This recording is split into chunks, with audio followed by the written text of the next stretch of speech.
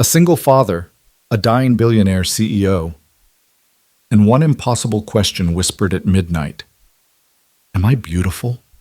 When Daniel Reed opened his door to find his ruthless boss soaking wet, trembling, and hiding from assassins, he never imagined his answer would change both their lives forever.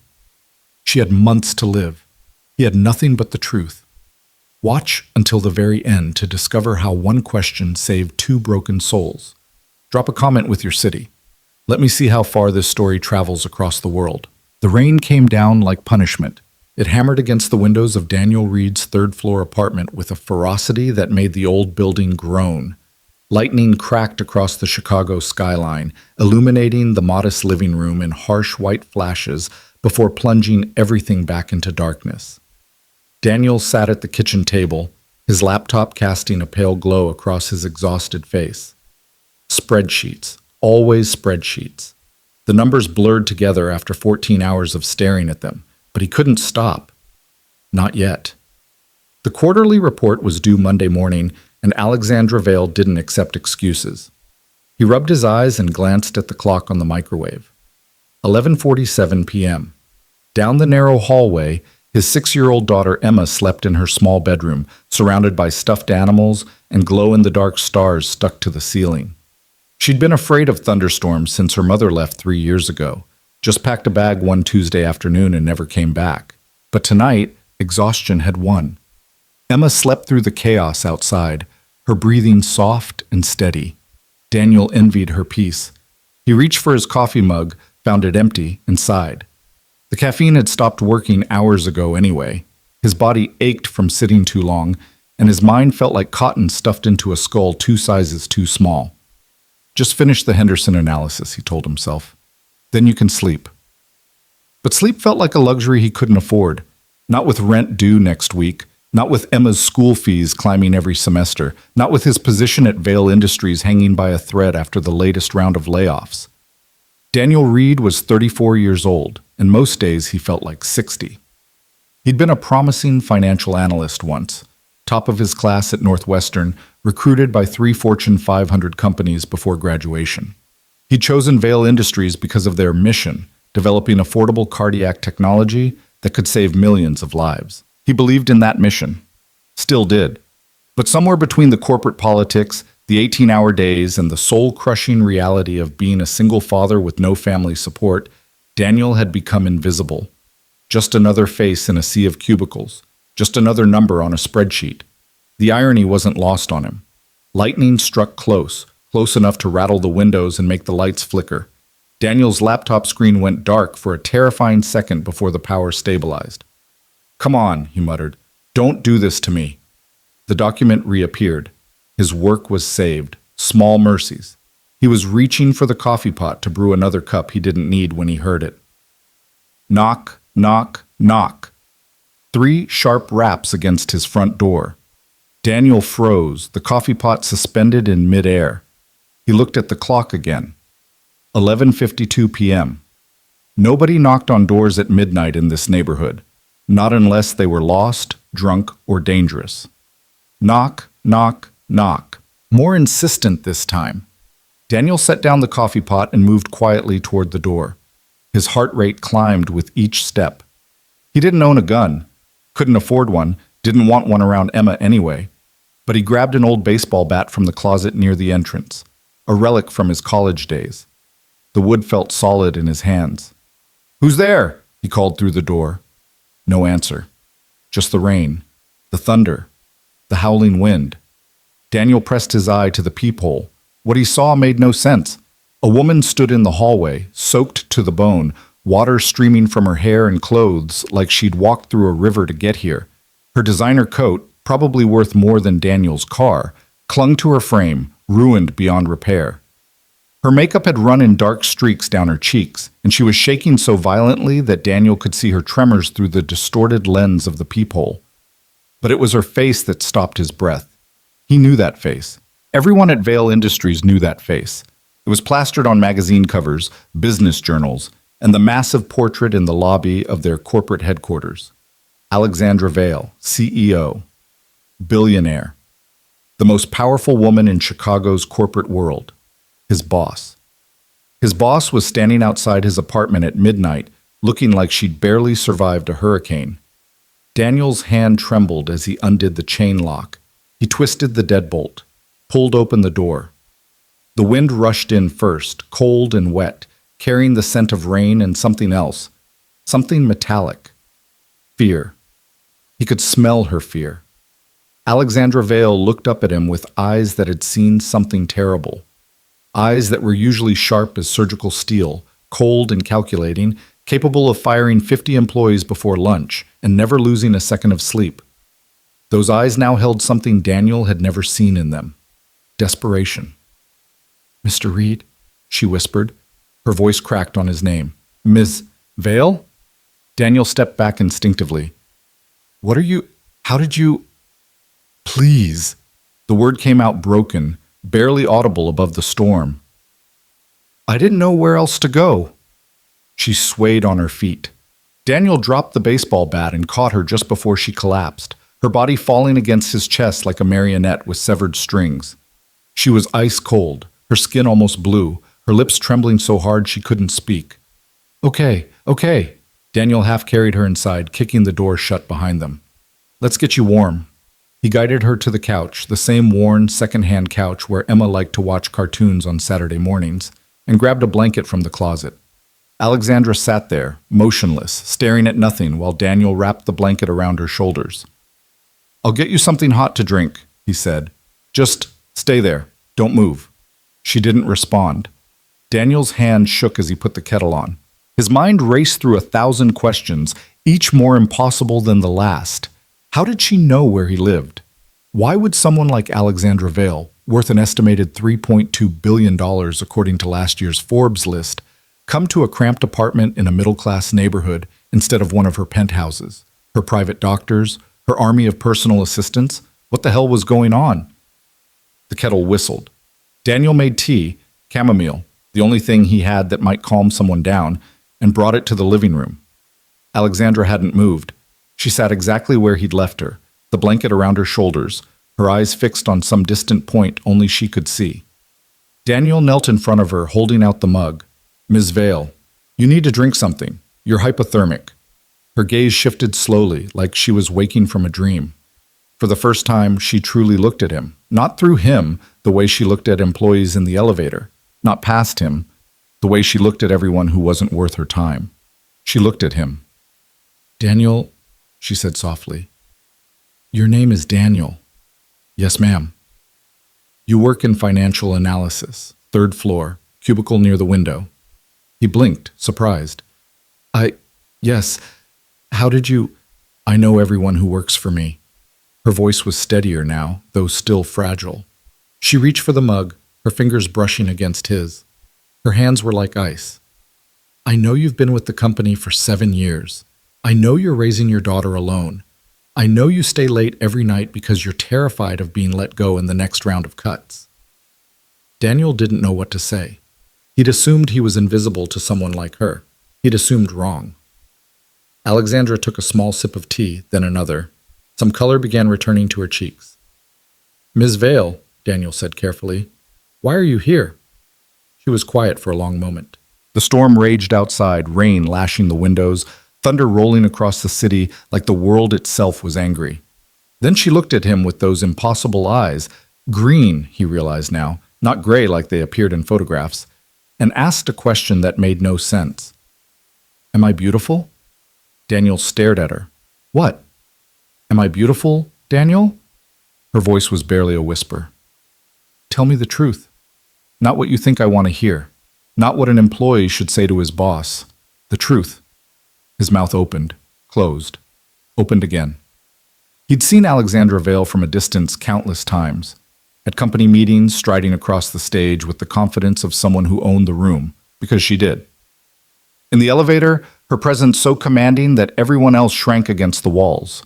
On television, giving interviews about Vale Industries' latest breakthrough in cardiac technology. She was striking, elegant, powerful, the kind of woman who made magazine covers look effortless. But beautiful? Beautiful was a human word, and Alexandra Vale had never seemed quite human. Until now. Now, sitting on his second-hand couch with mascara streaming down her face and her billion-dollar armor stripped away, she looked achingly, heartbreakingly human. Vulnerable in a way that made Daniel's chest ache. "Why are you asking me that?" he said quietly. Alexandra's eyes glistened. She looked away, toward the window, toward the storm. "Because I needed to ask someone who would tell me the truth," she said. "And you're the only person I know who isn't trying to take something from me." Before Daniel could respond, her phone rang. The sound was jarring, a sharp, clinical tone that cut through the thunder like a scalpel. Alexandra fumbled for the device, nearly dropping it with her trembling hands. She looked at the screen, and all the color that had returned to her face drained away. "No," she whispered. "No, no, no." She answered the call.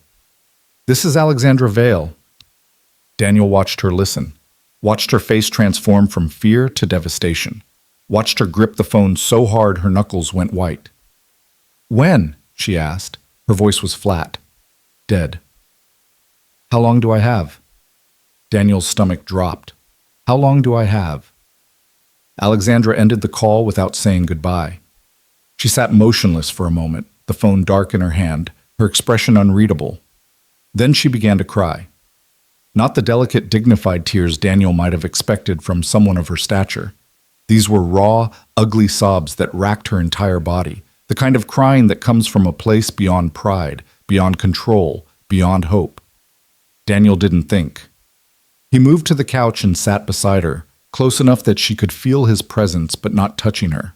Not yet. He'd learned with Emma that sometimes the most comforting thing wasn't contact, it was simply being there. "Ms. Vale," he said gently, "talk to me. What's happening?" It took her several minutes to compose herself enough to speak. When she finally did, her voice was raw, scraped clean of all the polish and power that usually defined it. "I'm dying, Daniel."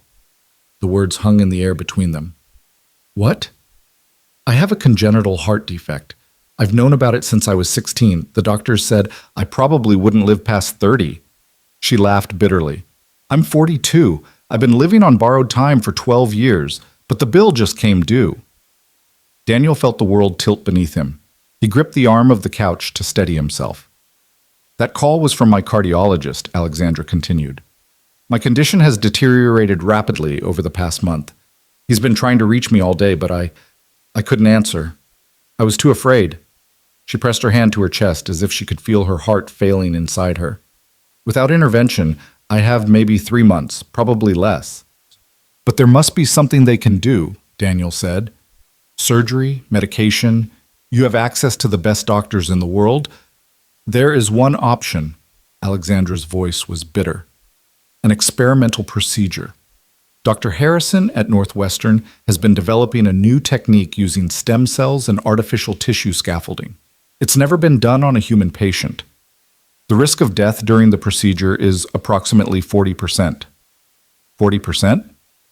And even if I survive, the recovery would take at least 6 months. 6 months where I can't run my company. 6 months where I'm vulnerable. Weak." She spat the word like a curse. "Do you know what happens to a company when its CEO disappears for 6 months, Daniel?" Daniel thought about the politics he'd witnessed at Vale Industries. The backstabbing, the power plays, the way certain executives circled any sign of weakness like sharks scenting blood. "Grant Mercer happens," he said quietly. Alexandra looked at him sharply. "You know about Grant?" "Everyone knows about Grant. He's been positioning himself for your job since the day you hired him." He's more than positioning." Alexandra's jaw tightened. "He's been actively undermining me for months, cultivating relationships with board members, planting stories in the business press about my erratic behavior, creating the narrative that I'm unfit to lead." She paused. "He doesn't know I'm sick. Nobody does. But somehow he knows I'm vulnerable, and he's circling." The pieces began falling into place in Daniel's mind. "That's why you're here. You couldn't go to your usual places, your homes, your staff. Someone might be watching." "Someone is watching." Alexandra's voice dropped. "Tonight, on my way back from Dr. Harrison's office, I noticed a car following me. I thought I was being paranoid. I told my driver, Marcus, to take an alternate route. We lost them, or I thought we did. Her hands began shaking again. When we stopped at a red light, someone attacked Marcus. Just came out of nowhere and smashed through the driver's side window. I ran, and I kept running, and I didn't know where to go because every place I could think of was a place they could find me. Who's they? I don't know. That's what terrifies me. She looked at him with haunted eyes. I'm one of the most protected people in this city, Daniel. I have security teams, surveillance systems, an entire infrastructure designed to keep me safe. And tonight, I was nearly killed on a public street. Daniel's mind raced. How did you end up here? My address isn't exactly common knowledge. I pulled your personnel file months ago, when I noticed you staying late every night, when I saw you sleeping at your desk because you were too exhausted to drive home. A ghost of a smile crossed her face. I was going to fire you, actually. I thought you were inefficient, couldn't manage your workload. Then I did some digging and realized you were doing the work of 3 people because Grant had quietly reassigned 2 of your team members without your knowledge or mine. Daniel felt a cold anger settle in his stomach. He did what? He's been sabotaging employees he sees as threats. Anyone smart enough to recognize what he's doing. Anyone loyal enough to me to cause problems. Alexandra met his eyes. You're on his list, Daniel. You don't know it yet, but you are. He's planning to eliminate your position in the next restructuring. How do you know all this? Because tonight, before everything fell apart, I finally got access to his private communications. He's been using encrypted channels to communicate with board members, with rivals, with... She stopped, drew a sharp breath. With my doctor. The implication hit Daniel like a physical blow. Your doctor? You mean... I mean, Grant Mercer knows I'm dying. He's known for weeks, maybe longer. Alexandra's voice cracked. My own cardiologist has been feeding him information, test results, prognosis, treatment options, everything. Jesus Christ. I don't know how deep the conspiracy goes. I don't know who I can trust. My security team could be compromised. My household staff, my board of directors. She looked at Daniel with an expression that nearly broke him. Equal parts terror and defiance. So I came to the only person I could think of who has nothing to gain from my death and everything to lose from Grant Mercer's rise. Me, Daniel said. You came to me. You have a daughter to protect, a job to keep, a life that depends on Vale Industries surviving and thriving. Alexandra reached out and touched his hand, a feather-light brush of frozen fingers. If Grant takes over, he'll sell our cardiac technology to the highest bidder. The affordable heart monitors we've been developing, the accessible treatment protocols, gone, shelved, turned into luxury products for the wealthy while everyone else dies waiting for care they can't afford. Daniel thought about his mother. She died of a heart attack when he was 23, too young to have the insurance that would have covered the tests that could have caught her condition in time. He'd watched her struggle with chest pain for months, unable to afford the specialists who might have saved her. That was why he'd chosen Vale Industries. That was why he'd believed in their mission. What do you need from me? He asked. Alexandra studied him for a long moment, as if searching for something in his face. Whatever she found must have satisfied her, because some of the tension eased from her shoulders. Tonight, I need somewhere safe to sleep. Tomorrow, she trailed off. Tomorrow, I need to figure out how to stay alive long enough to save my company. Daniel nodded slowly. Okay. Okay? You can stay here. I'll take the couch. Emma's room is at the end of the hall. She's a deep sleeper. She won't wake up. The bedroom door locks from the inside. He stood, running a hand through his hair. It's not much, but it's more than enough. Alexandra's voice softened. Thank you, Daniel. He helped her to the bedroom, found her a dry t-shirt and sweatpants that had once belonged to Emma's mother, and left her to change. When he checked on Emma, she was still sleeping peacefully, clutching her favorite stuffed elephant, completely unaware that her father's terrifying boss was now in the next room. Daniel returned to the living room and stood at the window, watching the storm rage over the city. His reflection stared back at him, tired eyes, stubbled jaw, the face of a man who'd been running on empty for far too long. What the hell have you gotten yourself into? He didn't have an answer.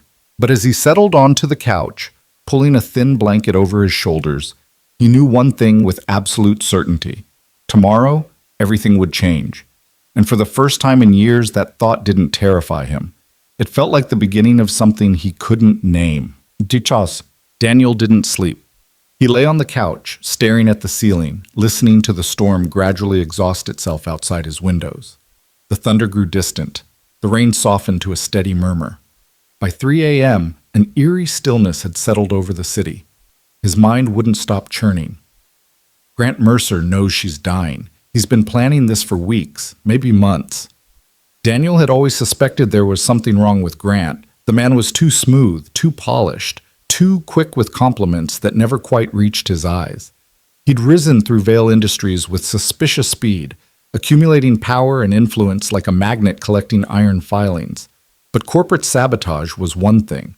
What Alexandra was describing, compromising her medical team, surveilling her movements, possibly arranging for violence, that was something else entirely. That was criminal, potentially murderous. And Daniel was now in the middle of it. Around 4 a.m., he heard movement from the bedroom, soft footsteps, the creak of a door. Daniel sat up to find Alexandra standing in the hallway, silhouetted by the faint light from the window. She'd changed into the clothes he'd given her, his old Northwestern t-shirt, faded sweatpants that were too long for her frame. Without her designer armor, she looked smaller, younger, almost fragile. "I couldn't sleep," she said quietly. "Me neither."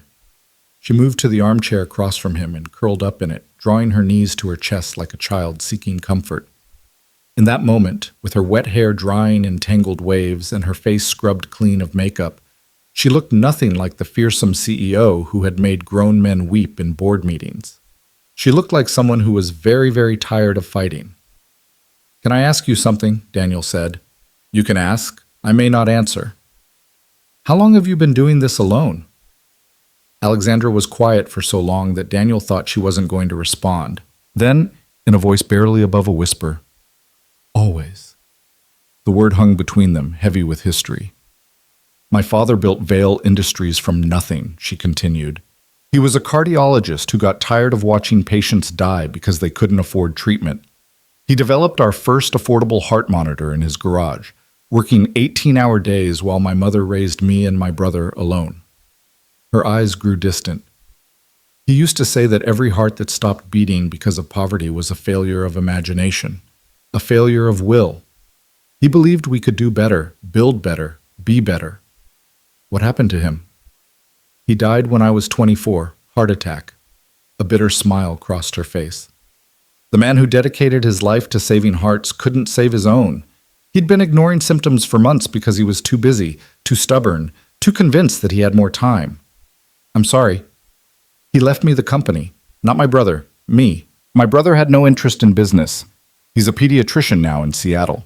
Good man. Better than me, probably." Alexandra stared at her hands, folded in her lap. "I inherited a company on the verge of bankruptcy, a board of directors who didn't believe a 24-year-old woman could run anything, and a heart condition that my father had kept secret from everyone, including me. He knew? He was my cardiologist. Of course he knew. He just never told me." Her voice cracked slightly. "I found out when I collapsed during my first board meeting. The ambulance came. The tests were run. And suddenly I was a sick young woman trying to save a dying company while my own heart was planning to kill me." Daniel felt something shift in his chest, something that had been closed for a long time cracking open. "So you did it all alone," he said. "Built the company back up. Became one of the most successful CEOs in the country.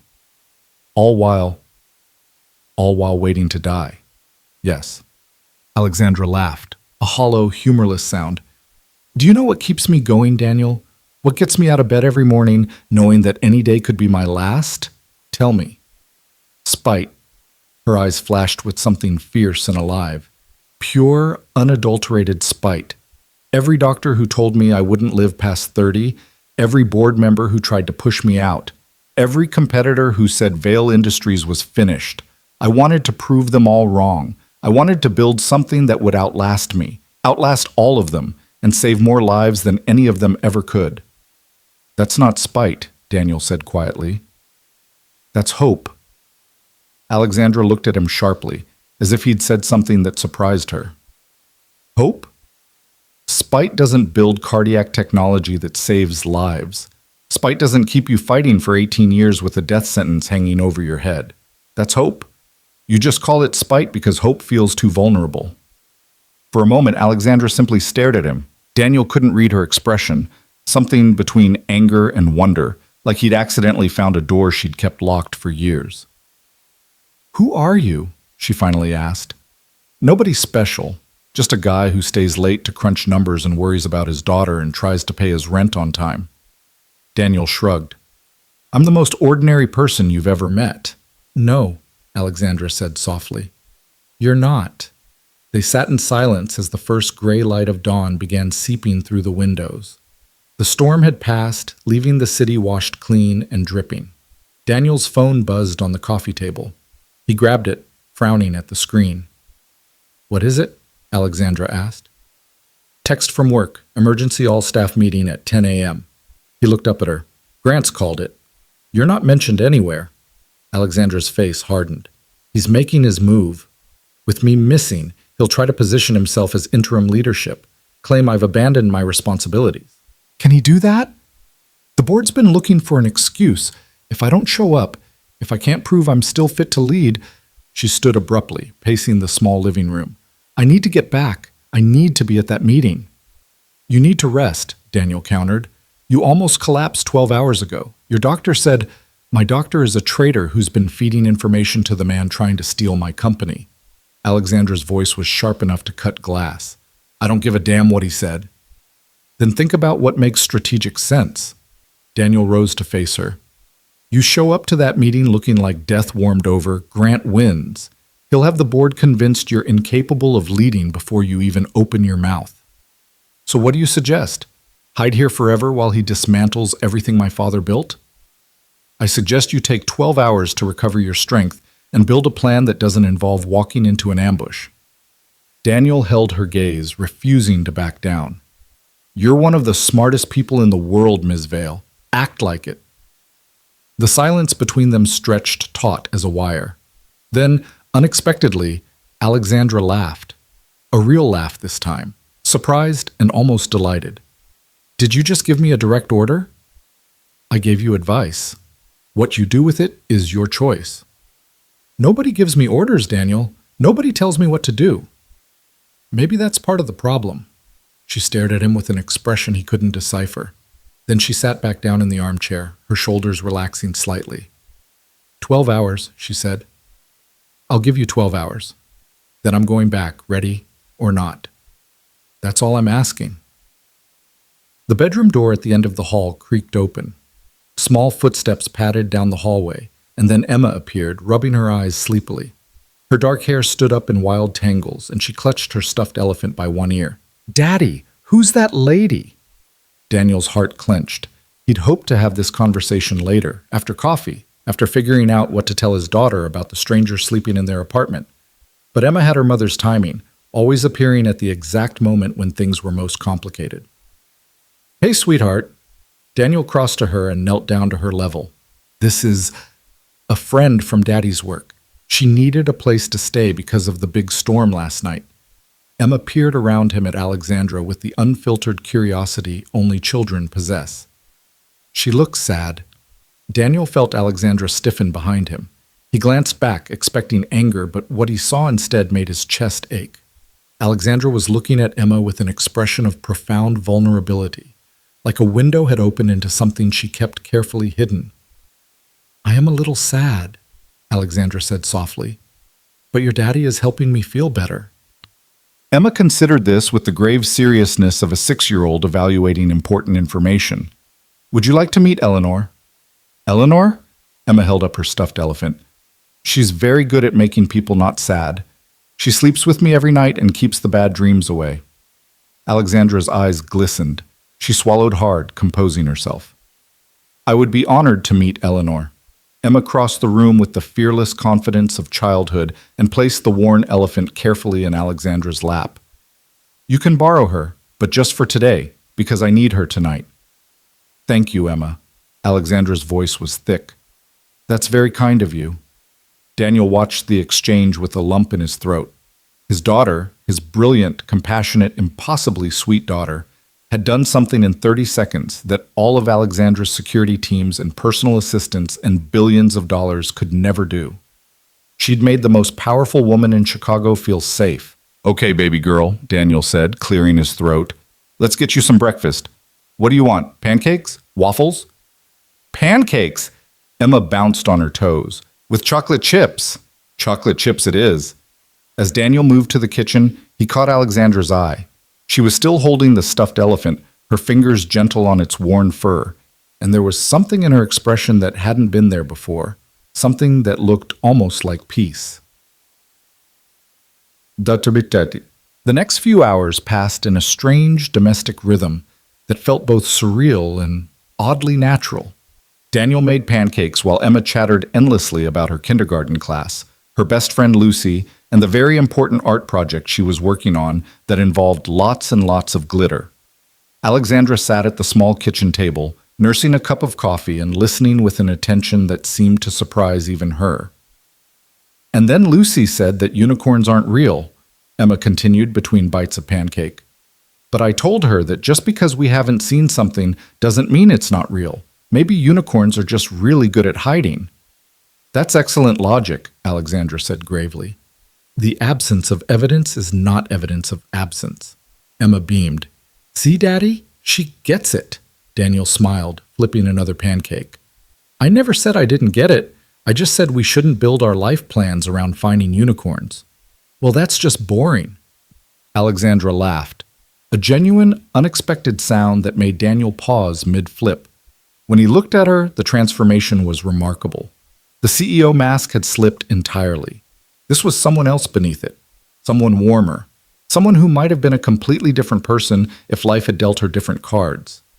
After breakfast, Emma dragged Alexandra to her room to show off her art projects, her book collection, and her very impressive tower of building blocks that she'd been working on for like 100 years.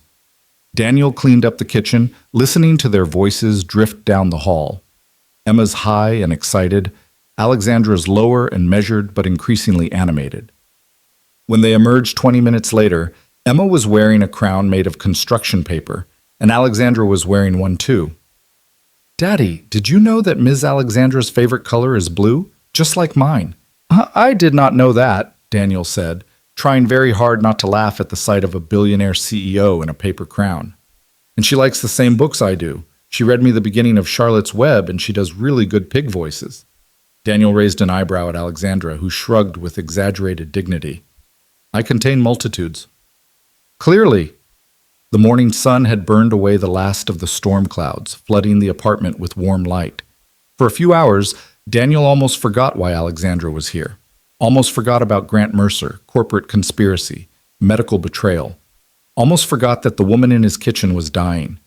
But reality, as always, came crashing back. Around 9:30 a.m., Alexandra's phone buzzed with a series of rapid-fire notifications. She pulled it from her pocket, and Daniel watched her face transform back into something harder, colder, more familiar. What is it? He asked. Grant's moved faster than I expected. Her voice was clipped, professional. He's issued a statement claiming I've taken an unannounced leave of absence for personal health reasons. The board is convening an emergency session this afternoon to discuss interim leadership. Can they do that without you? Technically, no, but if I can't be reached, if I don't appear to contest it, she trailed off, her jaw tight. He's planned this perfectly. Isolate me, discredit me, take control while I'm vulnerable. By the time I resurface, he'll have consolidated enough power to make any challenge nearly impossible. Emma had wandered back to her room to play, leaving Daniel and Alexandra alone in the kitchen. The paper crown still sat askew on Alexandra's head, a jarring contrast to the predatory calculation in her eyes. So what's the move? Daniel asked. You can't hide here forever, but you also can't walk into that building without knowing who you can trust. I've been thinking about that. Alexandra pulled off the paper crown and set it carefully on the table, gently, like it mattered. I need to get to my personal server at home. There's documentation there that Grant doesn't know exists. Evidence of his communications, his bribes, his arrangement with my doctor. If I can access it, I can bring him down. Where's home? Lakefront penthouse, 43rd floor, approximately 2,000 square feet of extremely compromised space. She grimaced. If Grant has people watching it, I'll be walking into a trap. Daniel thought for a moment. What if you don't go in through the front door? Meaning I've seen enough movies to know that buildings like yours have service entrances, maintenance access, emergency stairs, ways in that nobody watches because nobody thinks to watch them. He met her eyes. What if we find another way in? Alexandra studied him with new interest. We? You think I'm letting you do this alone? Daniel, this isn't your fight. You have Emma to think about. If something happens to you, Grant Mercer takes over your company and destroys everything it stands for. My mother died because she couldn't afford a cardiologist. Your technology could have saved her. Daniel's voice roughened. Emma's grandmother could still be alive if Vale Industries had gotten there 10 years earlier. So yeah, Ms. Vale, it is my fight. Alexandra was silent for a long moment. When she spoke, her voice was softer than he'd ever heard it. You really believe in this company, in what we're trying to do. I believe in what it could be, what you're trying to make it. Most people think I'm a heartless corporate raider who got lucky with my daddy's company. Most people are idiots. A surprised laugh escaped her. Fair enough. They spent the next hour planning. Alexandra drew diagrams of her building from memory, entry points, security protocols, areas where coverage was weak. Daniel contributed what he knew about corporate security systems from his years of working in the industry. Together, they identified a potential route, a service elevator in the building's underground parking garage that connected directly to a maintenance corridor near the penthouse. It's still risky, Alexandra admitted. If anyone's watching the garage, then we need a distraction. Daniel pulled up a news app on his phone. What if Grant thinks he knows where you are? Somewhere far from here. Somewhere that would pull his attention away from the penthouse. Like where? Daniel scrolled through the morning headlines, searching for something, anything that might work. Then he found it. There's a medical conference in St. Louis this weekend. Dr. Harrison, your cardiologist at Northwestern, is presenting. What if word got out that you were seen boarding a flight there? Alexandra's eyes narrowed thoughtfully. You want to plant false information. Make them think I'm running to my doctor for answers. It would buy us time. And if Grant's people are monitoring flight manifests, hospital check-ins, they'd focus their resources on St. Louis instead of Chicago. Alexandra nodded slowly. It could work.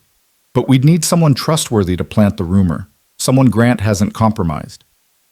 Daniel thought about his contacts at the company. Most were too low-level to have the kind of access they needed. But there was one person. Lisa Chen, he said.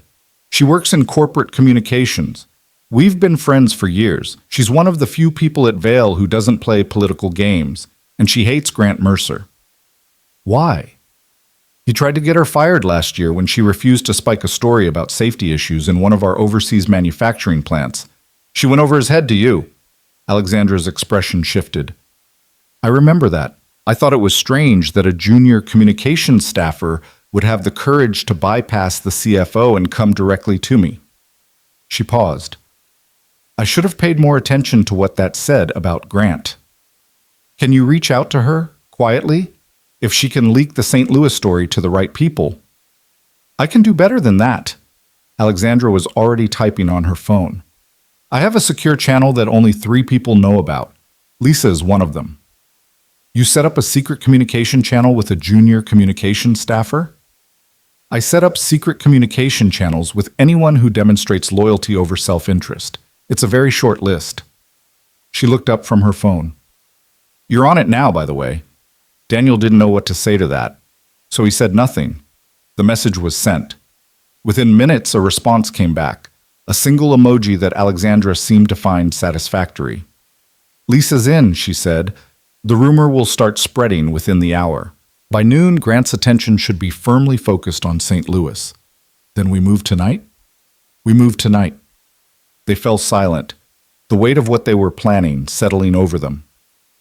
Daniel looked at Alexandra, really looked at her, and saw something that surprised him. Beneath the fear, beneath the exhaustion, beneath the careful armor she'd rebuilt over the course of the morning, there was something else. Determination. Fierce and burning and utterly alive. She's not giving up, he realized. She's been fighting alone for 18 years, and she's still not giving up. Miss Vale, he said quietly. Alexandra. What? Call me Alexandra. I think we're past the point of formal titles, don't you? Daniel smiled slightly. Alexandra, whatever happens tonight, I want you to know something. What? He held her gaze steadily. You asked me if you were beautiful last night when you showed up at my door. Alexandra's expression flickered. I was half out of my mind. I don't know why You're the most extraordinary person I've ever met. She stopped. Her lips parted, but no sound came out. Not because of your money or your company or your power, Daniel continued, because you've spent 18 years fighting for something bigger than yourself while knowing every day could be your last. Because you care about hearts that will never know your name. Because you came to a stranger's door at midnight, scared and alone, and asked the kind of question that takes real courage to ask. He paused. So yes, you're beautiful, and anyone who can't see that isn't looking hard enough. Alexandra's eyes glistened. She blinked rapidly, composing herself with visible effort. Daniel Reed, she said finally, her voice rough. What am I supposed to do with you? Help me get you through tonight. That's a start. She laughed, a wet surprise sound that was half sob and half relief. Deal. They shook on it, her hand warm in his, and for the first time since she'd appeared at his door, Daniel saw something in her eyes that looked like hope, real hope, not spite. Hope. The afternoon passed in tense preparation. Emma was dropped off at the neighbor's apartment with an explanation about Daddy having to work late. Mrs. Patterson, a retired school teacher who'd watched Emma countless times before, asked no questions and promised to keep her overnight if needed. Be careful, Daniel, she said quietly at the door, her wise old eyes seeing more than he would have liked. Whatever you're into, I'm always careful, Mrs. P. That's what worries me. Back at the apartment, Alexandra had transformed. She'd borrowed more of his clothes, jeans, a dark hoodie, sneakers that were slightly too big, and pulled her hair back into a practical ponytail.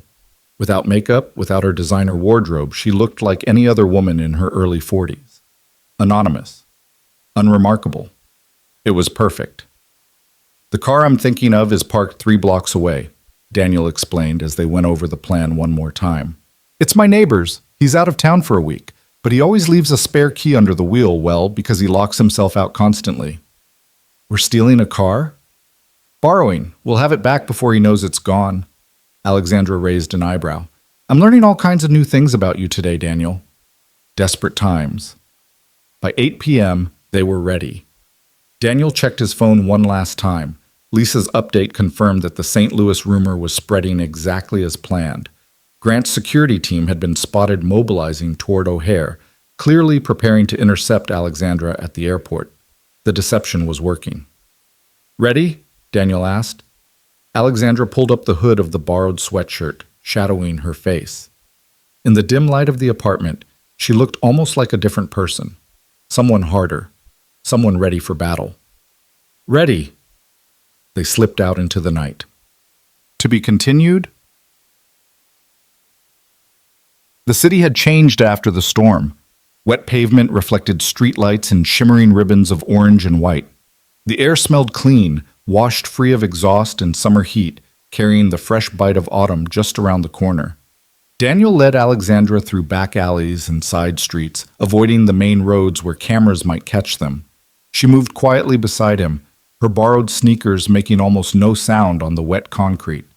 For someone who spent her life in boardrooms and penthouses, she adapted quickly to the shadows. You've done this before, Daniel observed quietly, sneaking around, staying hidden. My father wasn't always a successful businessman, Alexandra replied. When I was young, before Vale Industries took off, We lived in a neighborhood where you learned to watch your back, where you knew which streets to avoid after dark. She glanced at him. Money changes your circumstances. It doesn't erase what you learned growing up. They reached Mr. Henderson's car, a nondescript gray Honda that blended into the urban landscape like camouflage. Daniel found the key exactly where expected and slid into the driver's seat. Alexandra took the passenger side, adjusting the seat to accommodate her shorter frame. Lakefront Drive, she said, then south on Michigan.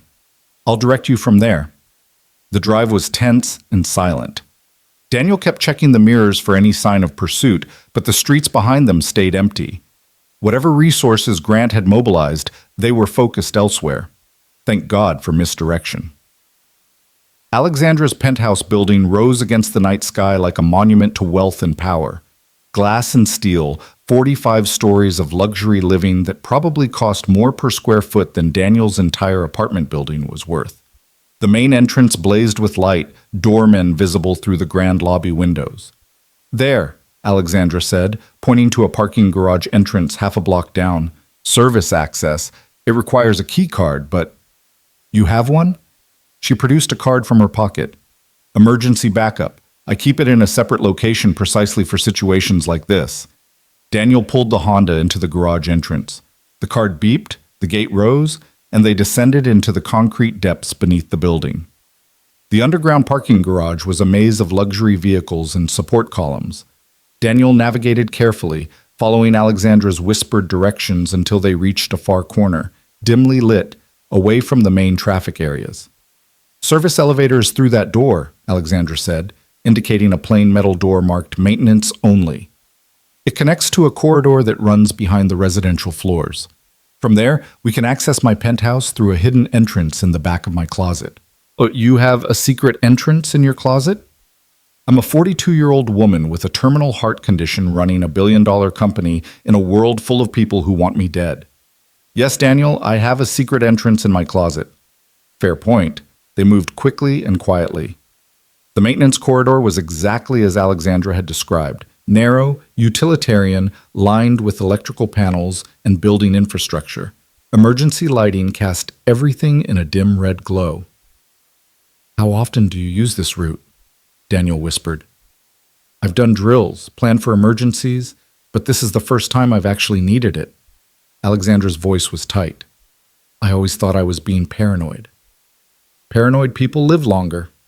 They climbed stairs, navigated through unmarked doors, and finally emerged into a narrow passage that Alexandra identified as running behind the penthouse's master bedroom. She pressed her palm to a hidden panel, and a section of wall clicked open. Stay here, she whispered. Let me make sure it's clear.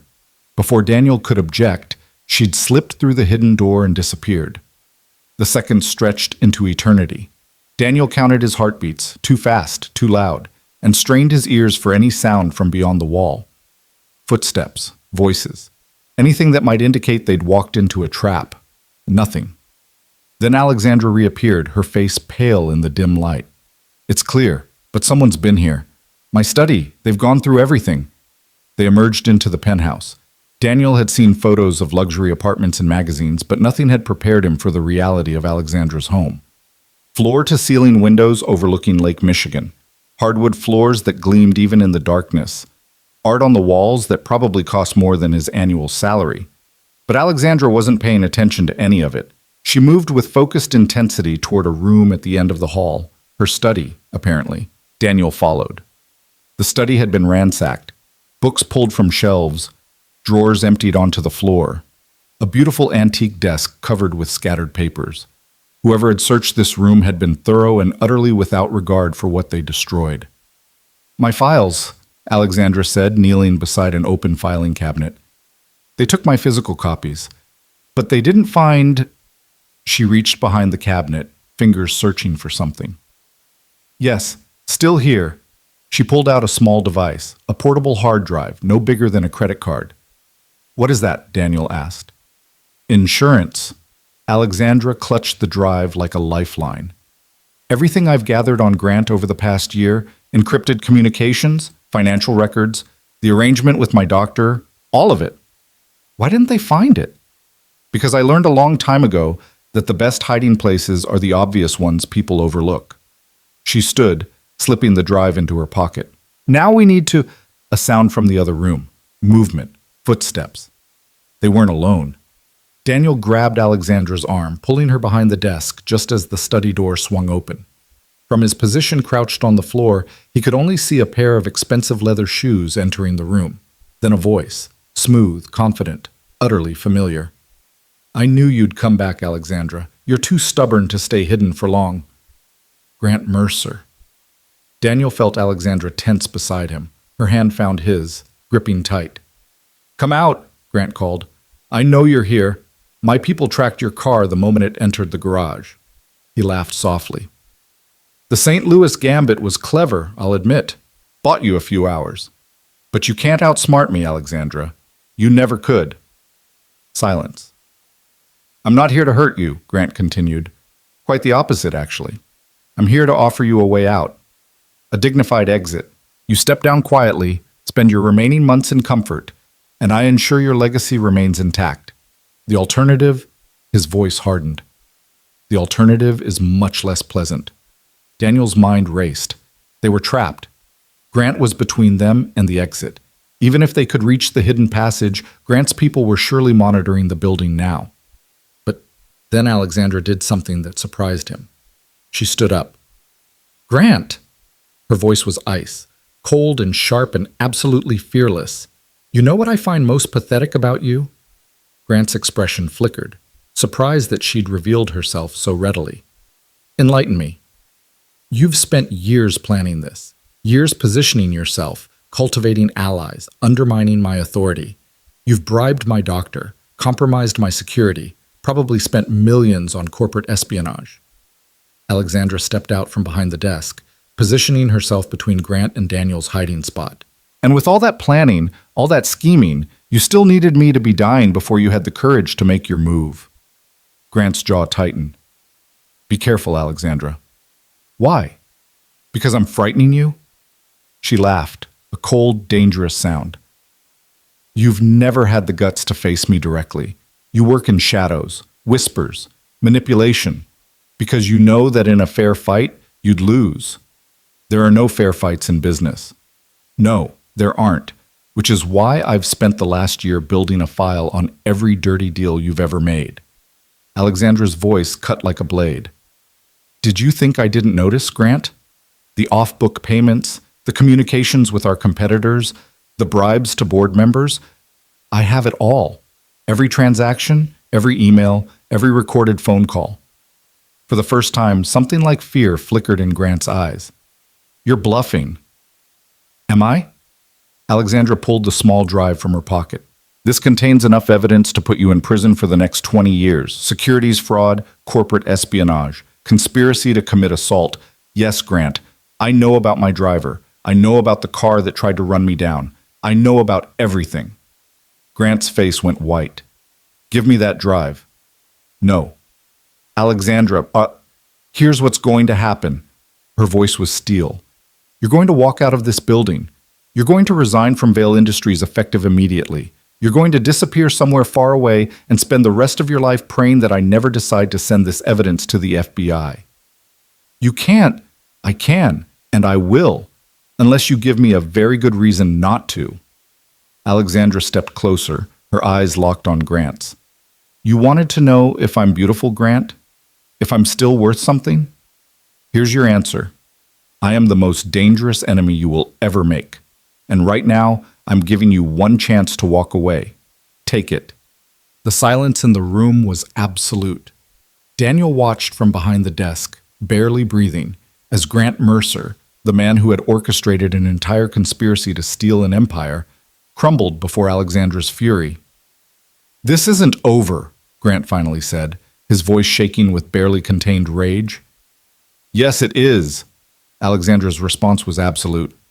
"The only question is whether it ends with you in prison or with you on a beach somewhere far away, counting your stolen millions and thanking God I let you go." Grant stared at her for a long moment. Then, without another word, he turned and walked out. The sound of his footsteps faded. A door slammed somewhere in the penthouse. Then silence. Alexandra stood frozen for several seconds, her shoulders rigid, her breathing rapid. Then all at once, her knees buckled. Daniel was there before she hit the floor, catching her, lowering her gently. Her face was ashen, her hands trembling violently. Hey, hey, look at me. Daniel cupped her face in his hands. You did it. He's gone. You won. I can't. Alexandra gasped for breath. My heart. I pushed too hard. I'm calling an ambulance. No. She grabbed his arm. If I go to a hospital, Grant's people will find me. His network. It's not just him. Then what do we do? Alexandra's eyes found his. Even in her distress, even with her body failing her, there was fierce intelligence burning there. My doctor at Northwestern, Dr. Harrison, he's the only one I trust. We have to get to him. The same Dr. Harrison who's supposed to be in St. Louis right now? A weak laugh escaped her. The conference doesn't start until tomorrow. He's still in Chicago. Call him. Tell him it's finally time. Daniel found her phone, scrolled through contacts until he found the name. His hand shook as he dialed. Dr. Harrison, this is Daniel Reed. I'm with Alexandra Vale. She's in cardiac distress. He listened to the urgent questions on the other end. Her penthouse. We can meet you at Northwestern in 20 minutes if she can make it that long. The doctor's response was immediate and emphatic. Understood. Daniel ended the call. He's preparing the surgical team. He says if we're going to do the experimental procedure, it has to be now. Alexandra nodded weakly. Then let's go. Daniel helped her to her feet, supporting most of her weight. She leaned against him heavily, her breath coming in short, painful gasps. Daniel, she whispered, save your strength. No, listen. Her hand found his chest, pressing against his heart. If I don't make it, you're going to make it.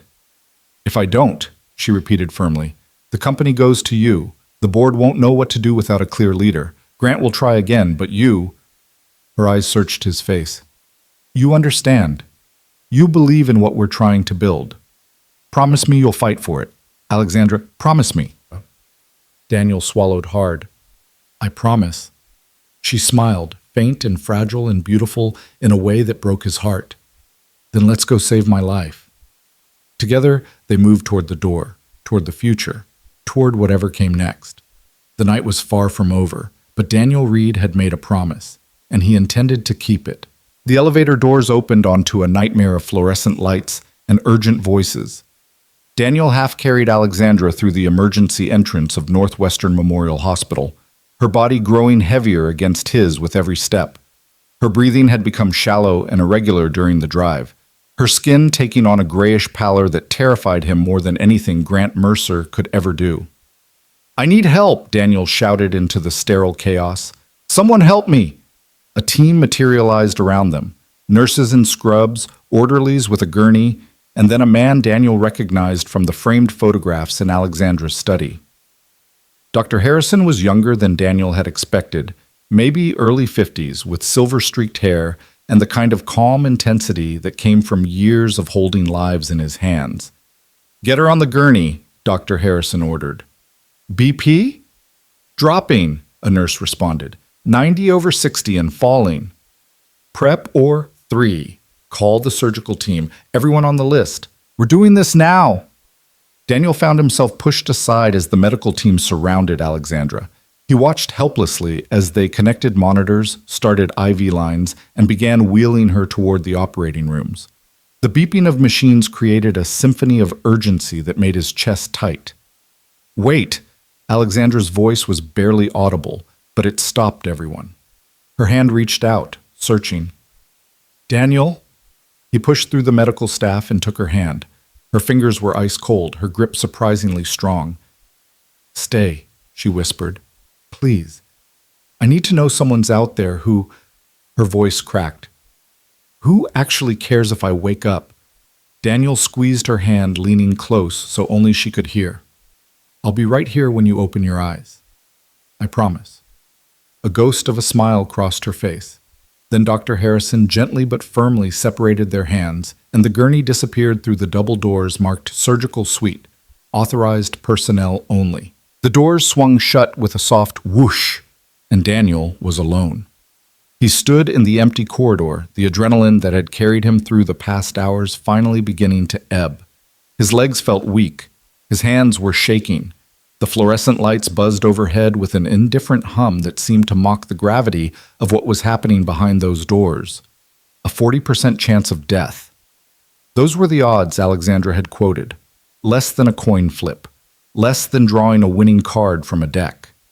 Somewhere behind those sterile walls, a team of surgeons was attempting something that had never been done on a human patient, and the woman who had walked into his life less than 24 hours ago might never walk out of this hospital. Daniel found a plastic chair against the wall and collapsed into it. He should call someone, Emma, to make sure she was okay, Mrs. Patterson, to explain he wouldn't be home tonight, his supervisor at Vale Industries, but no, that would raise too many questions. Questions he couldn't answer without exposing everything. Instead, he sat in the empty corridor and watched the clock on the wall tick away the minutes. The first hour was the longest of his life. Every time a door opened, every time footsteps echoed down the hallway, Daniel's heart lurched with desperate hope. But it was never news, never Dr. Harrison with an update. Just the ordinary rhythms of a hospital at night. Nurses changing shifts, orderlies pushing carts of supplies, the occasional visitor looking lost and afraid. Daniel understood that feeling now, lost and afraid. He'd felt it when Emma's mother left, when he'd realized he was going to raise a child alone with no support and no safety net. He'd felt it when his mother died, when he'd stood in a hospital much like this one and listened to a doctor explain that there was nothing more they could do. But this was different. This was a woman he'd known for less than a day. A woman who had been nothing but a name and a reputation until she appeared at his door, soaked and shaking and asking impossible questions. By all logic, he shouldn't care this much. He shouldn't feel this weight pressing on his chest, this desperate need for her to survive. But he did. Because in those 24 hours, Alexandra Vale had shown him something he'd forgotten existed. Courage. Real courage. Not the bravado of corporate meetings or the false confidence of motivational posters. The kind of courage that came from looking death in the face and choosing to fight anyway. She'd asked him if she was beautiful, and he'd told her the truth. But he hadn't told her the whole truth. He hadn't told her that watching her stand up to Grant Mercer, watching her refuse to break even as her body failed her, had been one of the most beautiful things he'd ever witnessed.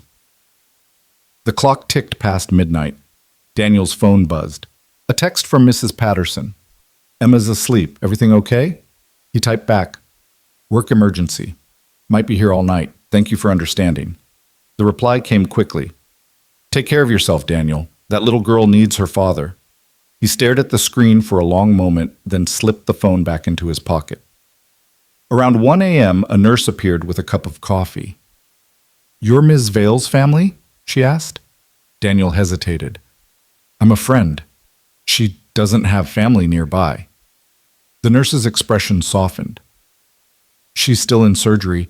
Dr. Harrison wanted you to know it's going well so far. They've begun the stem cell integration. It's delicate work, but there haven't been any complications. Thank you. The words felt inadequate. Really, thank you. The nurse nodded and disappeared back through the doors. Daniel drank the coffee without tasting it. The second hour was easier than the first, but only marginally. His mind wandered to places he didn't want it to go.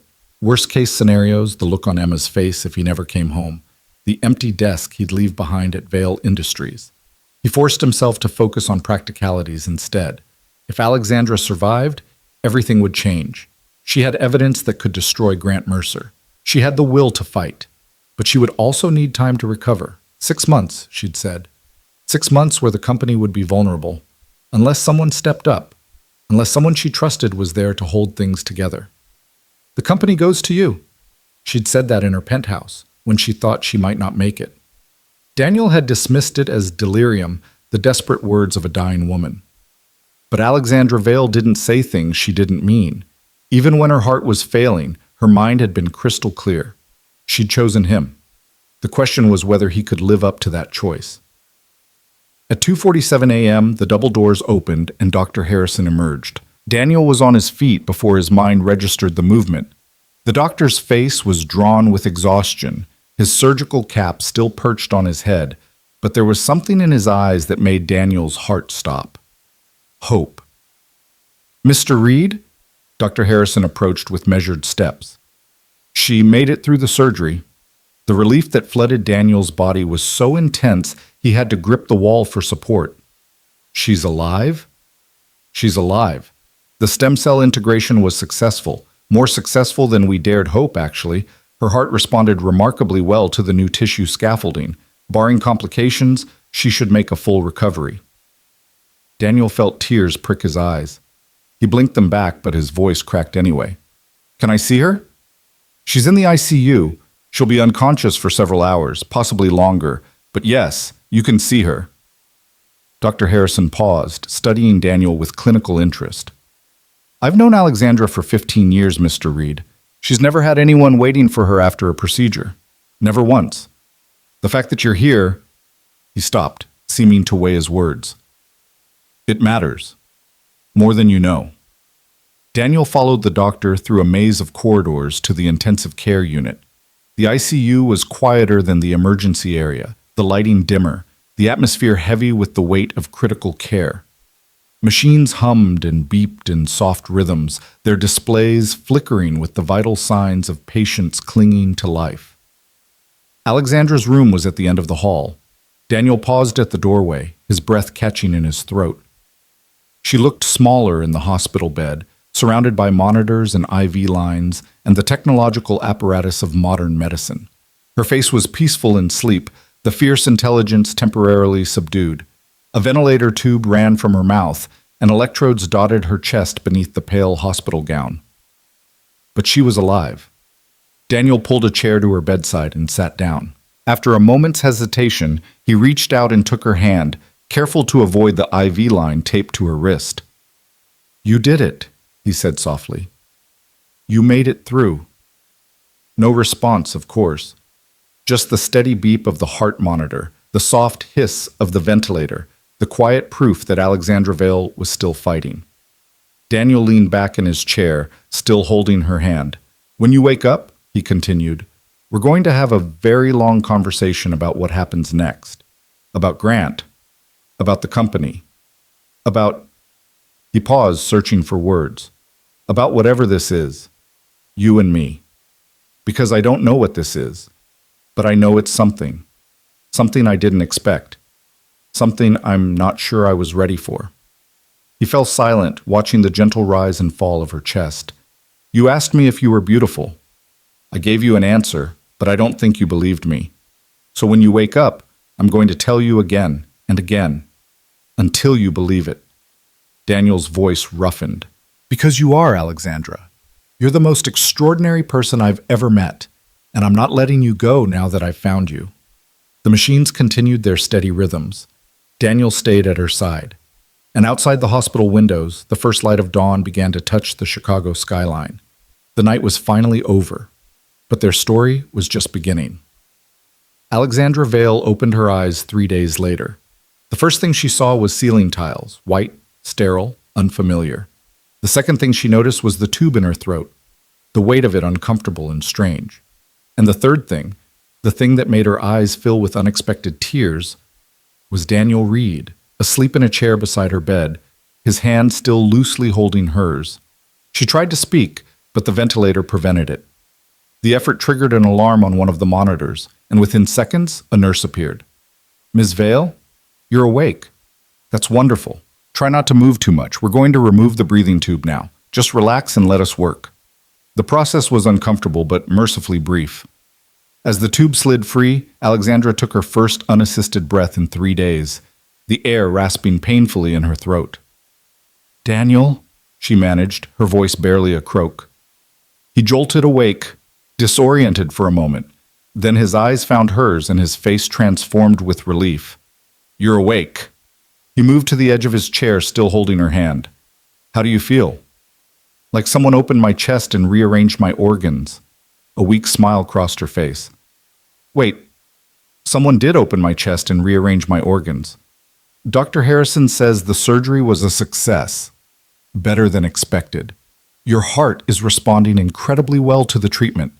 Alexandra processed this information, the reality of it slowly sinking in. She'd prepared herself for death for so long that the prospect of living, truly living, without the sword of Damocles hanging over every moment, felt almost surreal. "What day is it?" she asked. "Tuesday. You've been out for 3 days." "The company. Grant. What's—" "Shh." Daniel squeezed her hand. "Everything's under control. Just focus on recovering right now." "Daniel, I need to know." Lisa Chen released the evidence to the FBI yesterday morning. His voice was calm, steady, as though he were reporting ordinary business news. Grant Mercer was arrested at O'Hare, trying to board a flight to Geneva. The board has called an emergency session for Thursday to appoint interim leadership, and about 24 journalists are camped outside the hospital trying to get a statement from you. Alexandra stared at him. "You did all that while I was unconscious." "I made some calls, coordinated with people you trust. Lisa's been incredible. She basically became our command center." Daniel shrugged, but there was something in his eyes that spoke of sleepless nights and battles fought in boardrooms and conference calls. "You built a company with loyal people, Alexandra. I just helped them do what they wanted to do anyway. You saved my company. I kept things together until you could wake up and save it yourself." Alexandra's throat tightened with emotion she couldn't name. She'd spent 18 years believing she had to do everything alone, that asking for help was weakness, that depending on anyone would only lead to disappointment. And here was this man, this ordinary, extraordinary man who worked in a cubicle near the window, who had stepped up when she needed him most and asked for nothing in return. "Why?" she whispered. "Why did you stay?" Daniel was quiet for a moment, his thumb tracing gentle circles on the back of her hand. "When I was 23, he said finally, my mother died of a heart attack. She'd been having symptoms for months, but she couldn't afford the tests, the specialists, the treatment. She just kept going to work, kept pushing through the pain, kept pretending everything was fine. By the time she finally collapsed, it was too late." Alexandra watched his face, seeing the old grief that still lived there beneath the surface. "I chose Vale Industries because of what your father built, because he believed everyone deserved access to cardiac care, regardless of what they could pay. And then I stayed because even after 7 years of corporate politics and budget cuts and endless spreadsheets, I still believed in that mission." He met her eyes. "I stayed because you were worth staying for, not as a CEO, not as a billionaire, as a person who fights for something bigger than herself." "Daniel, you asked me if you were beautiful." His voice was soft but unwavering. "I've had 3 days to think about that question while watching you fight for your life. And I've decided that beautiful isn't a big enough word. You're remarkable. You're fierce. You're the kind of person who changes the world just by existing in it. And He stopped, seeming to gather courage. "I would very much like to be part of your world, if you'll let me." For a long moment, Alexandra simply looked at him.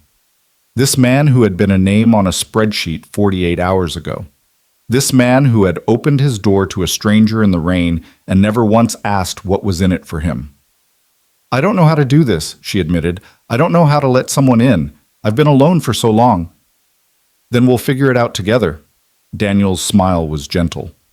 "I hear I'm pretty good at analysis and problem solving."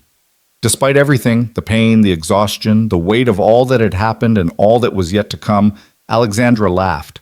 A real laugh that made her chest ache and her heart monitor spike in alarm. "I think," she said slowly, "that letting you stay might be the best decision I've ever made." "Better than building a billion-dollar company?" "Much better." Her fingers tightened around his. "Will you help me?" "Not just with the company, with everything. The recovery, the rebuilding, She hesitated. "The learning how to live instead of just survive." "Alexandra Vale," Daniel said. "I thought you'd never ask." The recovery was brutal. Daniel had expected it to be difficult. Dr. Harrison had warned them repeatedly that the experimental procedure would require months of intensive rehabilitation. But nothing could have prepared him for the reality of watching Alexandra fight her way back to health, one agonizing step at a time. The first week in the ICU was focused on survival. Alexandra's body, weakened by years of cardiac deterioration and the trauma of surgery, struggled to regulate itself. Fevers spiked and broke.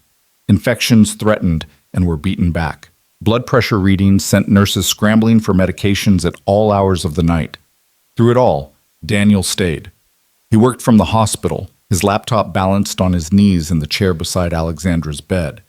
He coordinated with Lisa Chen by phone, managing the crisis at Vale Industries while the board scrambled to stabilize the company's leadership. He answered questions from journalists, lawyers, and federal investigators, all while keeping Alexandra's actual condition as private as possible.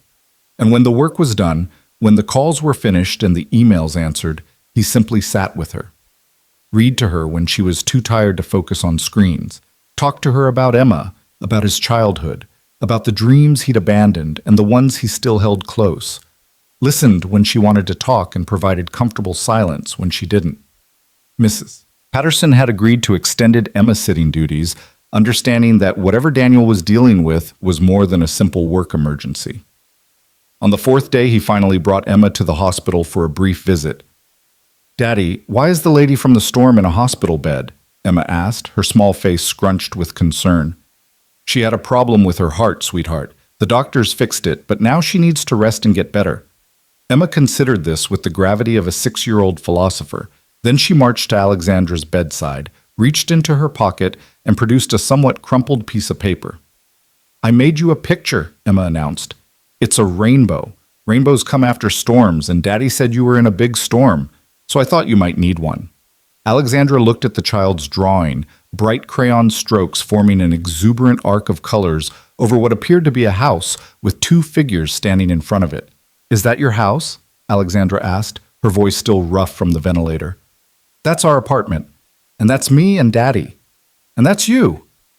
Emma pointed to a third figure that Alexandra hadn't noticed, slightly taller than the child figure, with what might have been long hair. "I'm in the picture?" "Well, yeah. You live with us now, don't you?" Daniel started to correct her, to explain that Alexandra had only stayed one night, and it wasn't really living with them, but something in Alexandra's expression stopped him, a vulnerability he was learning to recognize, a hunger for something she'd never allowed herself to want. "Maybe someday, Emma," Alexandra said softly, "if your daddy says it's okay." Emma turned to Daniel with expectant eyes. "Daddy? Can she?" Daniel looked at Alexandra, this woman who had turned his world upside down in less than a week, who had shown him that power and vulnerability weren't opposites, who had trusted him with her life and her legacy. "We'll see, baby girl," he said. "We'll see." The second week brought progress. Alexandra was moved from the ICU to a private recovery suite, which Dr. Harrison had arranged with extra security to keep the media and any remaining threats at bay. The feeding tube came out. The worst of the pain began to fade, and slowly, carefully, the work of rebuilding began. The board of Vale Industries, after 3 days of contentious meetings, voted to appoint Daniel Reed as interim CEO. When he told Alexandra, she simply smiled. "I know.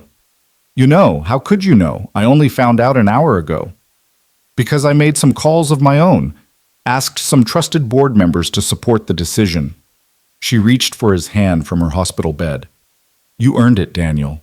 Not because of me, because of how you handled everything while I was unconscious. Lisa told me about the press conferences, the FBI coordination, the way you kept the company from imploding. You did that." Not as someone acting on my behalf, as a leader in your own right. I'm a financial analyst. I sit in a cubicle near the window. "You were a financial analyst. Now you're the man who's going to run my company until I'm ready to take it back."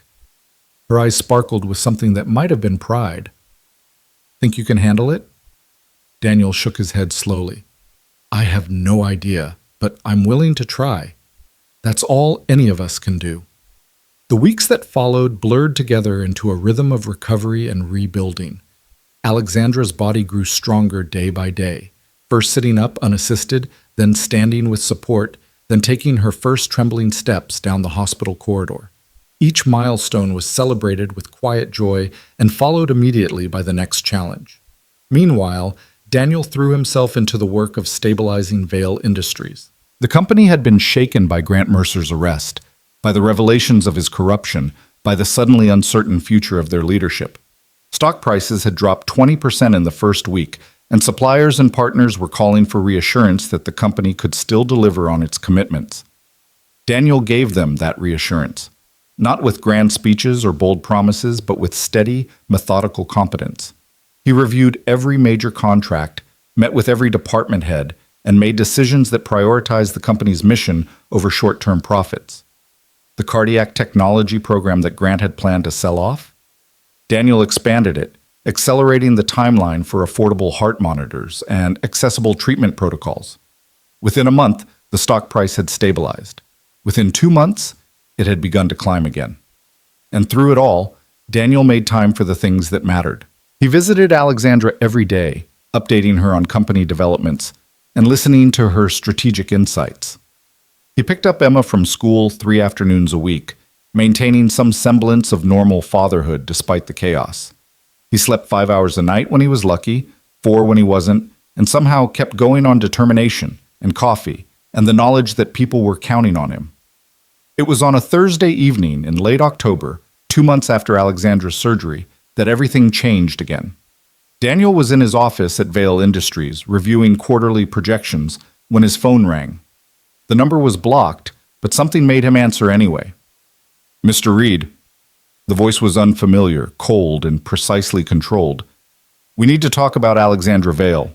Daniel's blood went cold. "Who is this?" "Someone who has information you need.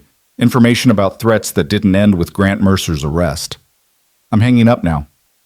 Grant wasn't working alone. The voice cut through Daniel's dismissal. He had partners, powerful partners who don't appreciate that their investment in his scheme didn't pay off. They're regrouping, they're planning, and they're very interested in making sure Alexandra Vail never returns to power. Daniel's hand tightened on the phone. "How do I know you're not one of them?" "Because I'm the one who's been feeding information to Lisa Chen for the past 6 weeks. Anonymous tips about Grant's network, names of compromised board members, details about offshore accounts." A pause. "Check your secure server. There's a file waiting for you. Everything I know about what's coming. Consider it a gesture of good faith." "Why help us?" "Because Grant Mercer destroyed something I cared about too.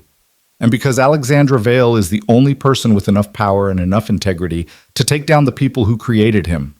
The voice hardened. "Read the file, Mr. Reed. Then decide if you're ready to fight." The line went dead. Daniel sat motionless for a long moment, his heart pounding. Then he turned to his computer and accessed the secure server. The file was there. Encrypted, massive, clearly the work of someone with deep access to corporate intelligence networks. And as Daniel began to read, his blood ran colder with every page. Grant Mercer hadn't been a lone wolf. He'd been a weapon, deployed by a consortium of competitors who wanted Vail Industries' cardiac technology for themselves.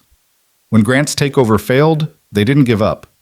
They simply started planning a new approach, an approach that involved hostile takeover attempts, regulatory attacks, and, if all else failed, more direct methods of removing Alexandra from the picture. The file contained names, dates, financial transactions, intercepted communications. It was a roadmap of corporate conspiracy at the highest levels, implicating some of the most powerful figures in American business. And at the center of it all was a simple, terrifying conclusion. Alexandra Vail was still in danger, and the threat was bigger than anything they'd imagined. Daniel grabbed his coat and headed for the hospital. Alexandra was alone in her room when he arrived, sitting up in bed and reading reports on a tablet. The color had returned to her cheeks over the past weeks, and the frailty that had characterized her early recovery had given way to something harder, more focused. She was rebuilding herself the same way she'd rebuilt her company, with relentless determination. "Daniel." She looked up with a smile that faded when she saw his expression. "What's wrong?" He closed the door behind him and crossed to her bedside. "We need to talk. Something's happened." He told her everything, the phone call, the mysterious informant, the file waiting on the secure server. He watched her face transform as she absorbed the information, the warmth draining away to reveal the steel beneath. "Show me the file," she said. Daniel handed over his tablet. Alexandra read in silence, her eyes moving rapidly across the screen, processing information with the speed that had made her legendary in business circles. When she finished, she looked up at him with an expression he knew well, the expression of a woman going to war. "They think I'm weak," she said quietly. They think the surgery, the recovery, Grant's arrest, they think it's broken me, made me vulnerable. Are they wrong? They're the most wrong they've ever been. Alexandra set aside the tablet and met his eyes with fierce intensity. I've spent 2 months lying in this bed, Daniel, thinking, planning, preparing. They gave me time to see the whole board, every piece in play, and now I know exactly how to beat them. How? By doing something they never expected. A dangerous smile crossed her face. By going public. All of it. The conspiracy, the corruption, the threats. Not through lawyers or regulators, through the press. Let the whole world see what they're really doing. That's risky. They could what? Try to destroy me? They're already trying. Threaten my company? They've been threatening it for years. Alexandra reached for his hand. The only power these people have is the power of secrecy. They work in shadows, manipulating from behind the scenes. Drag them into the light, and they crumble. Daniel thought about this, weighing the risks against the potential rewards. It was a bold strategy, exactly the kind of high-stakes gamble that had built Vale Industries into what it was today, and exactly the kind of gamble that could destroy everything if it went wrong. There's something else, he said slowly. Something we need to consider. What? You. He squeezed her hand. Your health. Your recovery. You're not ready for the kind of fight this would become. The stress, the public scrutiny, the attacks. Daniel, let me finish. His voice was gentle but firm. I've watched you nearly die once. I've sat in this hospital for 2 months praying you'd get stronger. And I'm not willing to risk losing you again just because some corporate villains need to be taught a lesson. Alexandra was silent for a long moment. When she spoke, her voice was softer than he'd ever heard it. You really do care. About me. Not just the company, not the mission, me. I thought I made that clear. You did. She stopped, struggling with words that didn't come easily to her. I'm not used to someone putting me first, ahead of everything else. It's disorienting. Get used to it. Daniel leaned closer. Because I'm not going anywhere. Whatever we decide to do about this conspiracy, we do it together. And we do it in a way that doesn't destroy what we're trying to build. Alexandra studied his face for a long moment. Then slowly she nodded. Together, she agreed. We do this together. So what's the plan? First, we finish my recovery. I need to be strong enough to stand on my own when the fight begins, not physically dependent on hospitals and doctors. Her jaw set with determination. Dr. Harrison says I can be discharged in 2 weeks if I continue improving at this rate. I want to be home, really home, not hiding in safe houses or cowering from shadows. Your penthouse? Too compromised. Grant's people had access to everything. Even after we've swept for surveillance, I'll never feel secure there again. She paused, considering. I need somewhere new, somewhere that's really mine. I might have an idea about that. Oh? Daniel hesitated, knowing he was about to cross a line he couldn't uncross. Emma asked when you were coming to live with us, the night she brought you the rainbow picture. Alexandra's eyes widened. Daniel, I know it's fast, I know it's unconventional. I know that 24 hours ago, we'd never even had a conversation. He took a breath. But I also know that the past 2 months have felt more real than the past 3 years. And I know that when I imagine the future, you're in it. You and Emma and me, figuring this out together. You're asking me to move in with you. I'm asking you to consider it when you're ready. If you're ready. He smiled crookedly. My apartment isn't exactly penthouse quality, but the company's excellent. Alexandra stared at him for what felt like an eternity. Then something extraordinary happened. She laughed. Not the bitter, hollow laugh he'd heard that first night, or the weak, exhausted laugh from her hospital bed. This was pure, joyful, surprised laughter, the sound of someone discovering that happiness might actually be possible. You're insane, she said finally. You know that, right? Completely insane. Is that a yes? It's a let me think about it. But she was smiling as she said it, and her hand tightened around his. It's also a thank you for being brave enough to ask. I can work with that. They sat together in comfortable silence as the evening deepened outside the hospital windows. The city lights of Chicago glittered in the darkness, a million stories playing out across the urban landscape. And somewhere in that vast expanse, enemies were plotting and conspiracies were brewing and threats were gathering. But in this quiet room, for this brief moment, none of that mattered. What mattered was the woman holding his hand. What mattered was the future they were daring to imagine. What mattered was the choice to fight, not just for survival, not just for victory, but for something worth living for. Alexandra Vale had asked if she was beautiful. Daniel Reed had answered with the truth. Now they would discover whether that truth was strong enough to survive what was coming. The days that followed brought both progress and preparation. Alexandra threw herself into recovery with the same intensity she'd brought to building her company, pushing through pain and exhaustion to meet every milestone Dr. Harrison set. She walked the hospital corridors until her legs gave out, then rested briefly before walking them again. She reviewed company documents for hours, rebuilding her strategic vision piece by piece. She made calls to trusted allies, slowly reconstructing the network that Grant Mercer had tried to destroy. And through it all, Daniel was there. He adjusted his schedule at Vale Industries to be present for Alexandra's physical therapy sessions, watching with quiet pride as she regained strength and mobility. He brought Emma to visit on weekends, letting the unlikely friendship between the billionaire CEO and the 6-year-old flourish in ways that surprised everyone. He held Alexandra's hand through the dark nights when pain and fear kept sleep at bay, never asking for explanations, simply offering presence. Their relationship defied easy categorization. They weren't exactly dating. There was no time for dinner and movies when one of them was recovering from experimental surgery and the other was running a Fortune 500 company. But they weren't just friends either. The connection between them had grown too deep, too intimate, too essential for such a simple label. "What are we?" Alexandra asked one evening as Daniel helped her practice walking without support. "I keep trying to define it, and I can't." "Maybe we don't need to define it." Daniel steadied her as she wobbled slightly. "Maybe we just need to live it." That's very philosophical for a financial analyst. I've had good teachers recently. Alexandra made it 3 more steps before her legs began to tremble. Daniel caught her, easing her into a nearby chair, and she leaned against him gratefully. "I've been thinking about your offer," she said quietly. "My offer?" "To move in with you. With you and Emma." Daniel's heart stuttered. "And? And I think it's still insane and impractical and probably a terrible idea." She looked up at him with eyes that held no fear, only certainty. "And I think I want to try it anyway." "Really?" "I've spent my entire adult life being practical, strategic, careful. I've made every decision based on logic and data and risk assessment." She reached for his hand. "Maybe it's time I made a decision based on something else." "Like what?"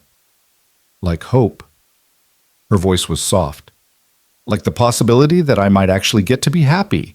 Like the crazy idea that a single dad with a cramped apartment and a daughter who believes in unicorns might be exactly what I need." Daniel pulled her close, mindful of her still healing chest, and pressed a kiss to her forehead. "For the record," he murmured, "Emma is going to be thrilled. And you?" "I'm terrified," he admitted. "I've never done this before. Any of this. The romance, the partnership, the taking on corporate conspiracies together.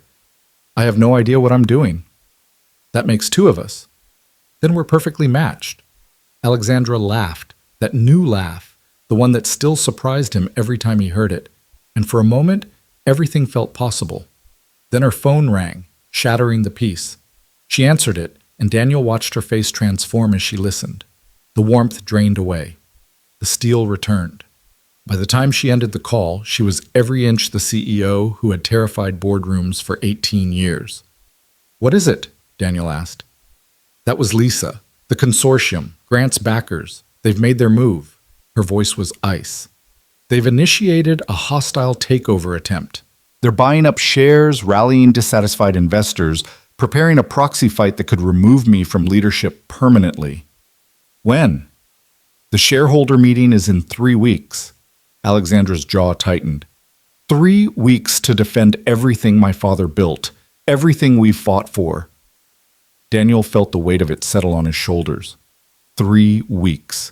It wasn't enough time for Alexandra to fully recover. It wasn't enough time to mount a proper defense. It was barely enough time to understand the scope of what they were facing. But it was the time they had. Then we fight, he said simply. They have resources we can't match. Political connections, media influence, enough money to bury us in legal challenges. They also have something they can't escape. Daniel met her eyes. They're the villains of this story, Alexandra. And eventually people figure that out. We just have to make sure they figure it out before the shareholder vote. Alexandra stared at him for a long moment. Then slowly, a dangerous smile crossed her face. You know what I love about you, Daniel Reed? What? You make me believe we can actually win. She straightened in her chair, the last traces of vulnerability disappearing behind a mask of cold determination. This was the Alexandra Vale who had built an empire from the ashes of her father's dreams. The Alexandra Vale who had stared down death and refused to blink. The Alexandra Vale who was about to remind her enemies exactly who they were dealing with. Call Lisa, she said. Tell her we're moving up the timeline. The press conference happens tomorrow. Tomorrow? But you're not even discharged yet. Then we do it here, from the hospital. Let them see exactly what they're up against. Her eyes blazed with fierce light. They wanted a fight. They're about to get one. Daniel nodded slowly, understanding dawning. This was the moment they'd been preparing for.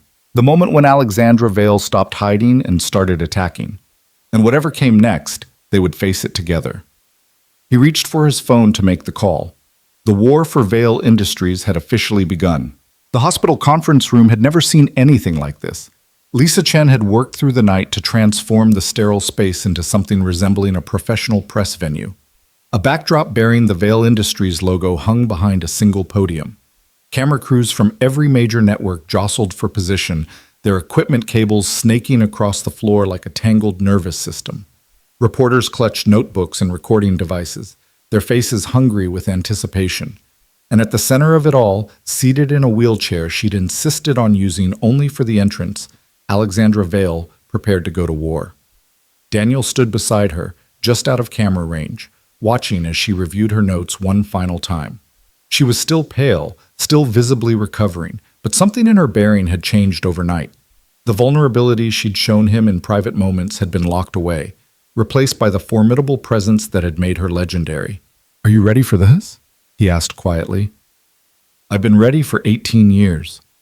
Alexandra looked up at him, and for just a moment the mask slipped. He saw the woman beneath, scared, determined, fighting with everything she had.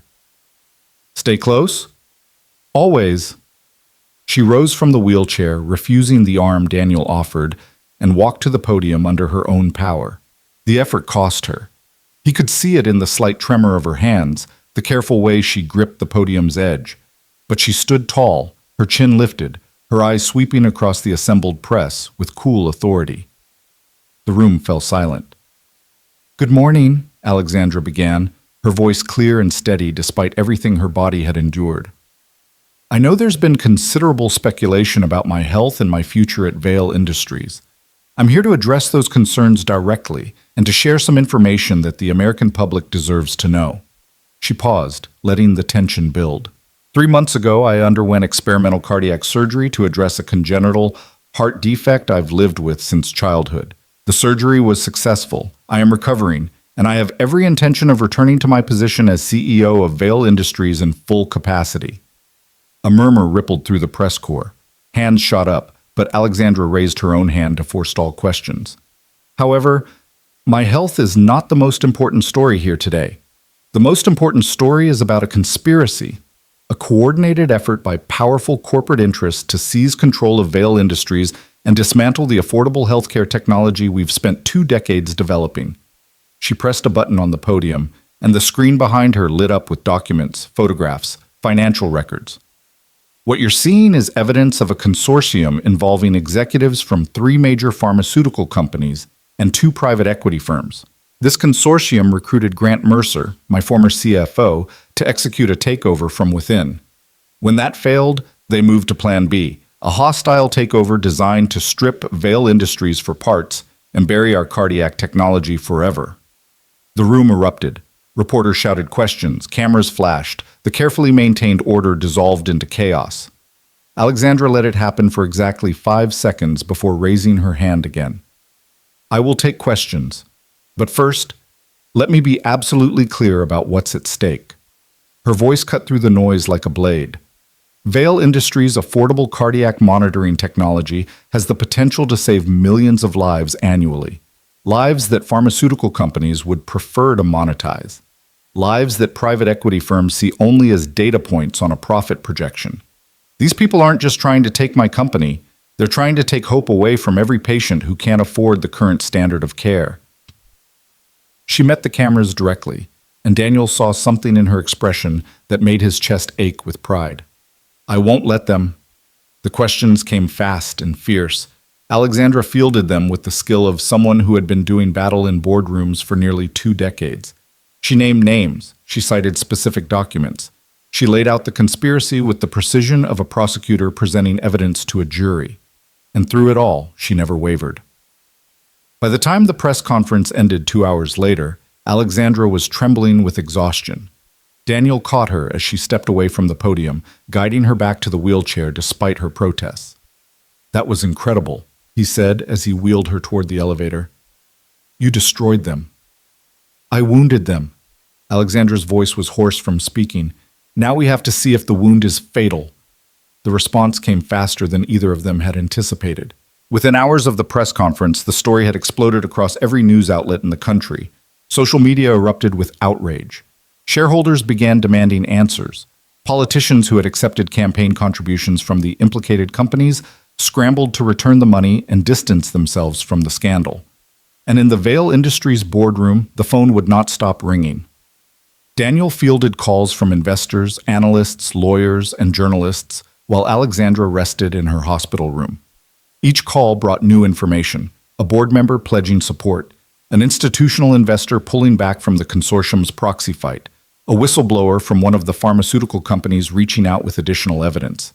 The tide was turning, but the consortium wasn't finished.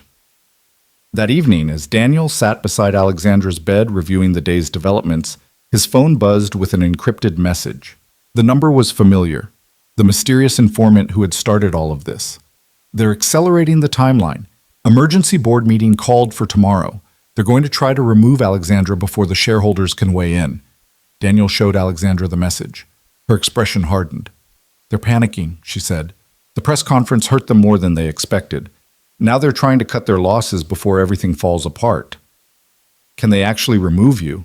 You're the majority shareholder. I'm the largest single shareholder, but not the majority. My father distributed ownership widely to prevent any one person from having absolute control, including himself. Alexandra sat up straighter, wincing slightly at the movement. If enough board members vote against me, they can force me into an interim leave of absence pending a full shareholder vote. It would give them weeks to consolidate power, spin the narrative, pressure smaller shareholders to sell. So we stopped them at the board meeting. We don't even know who on the board is compromised. Alexandra's jaw tightened with frustration. I've spent 2 months trying to identify the moles, and I still can't be certain. Then we don't play defense. Daniel leaned forward, his mind racing through possibilities. We make them identify themselves. How? The same way you identified Grant.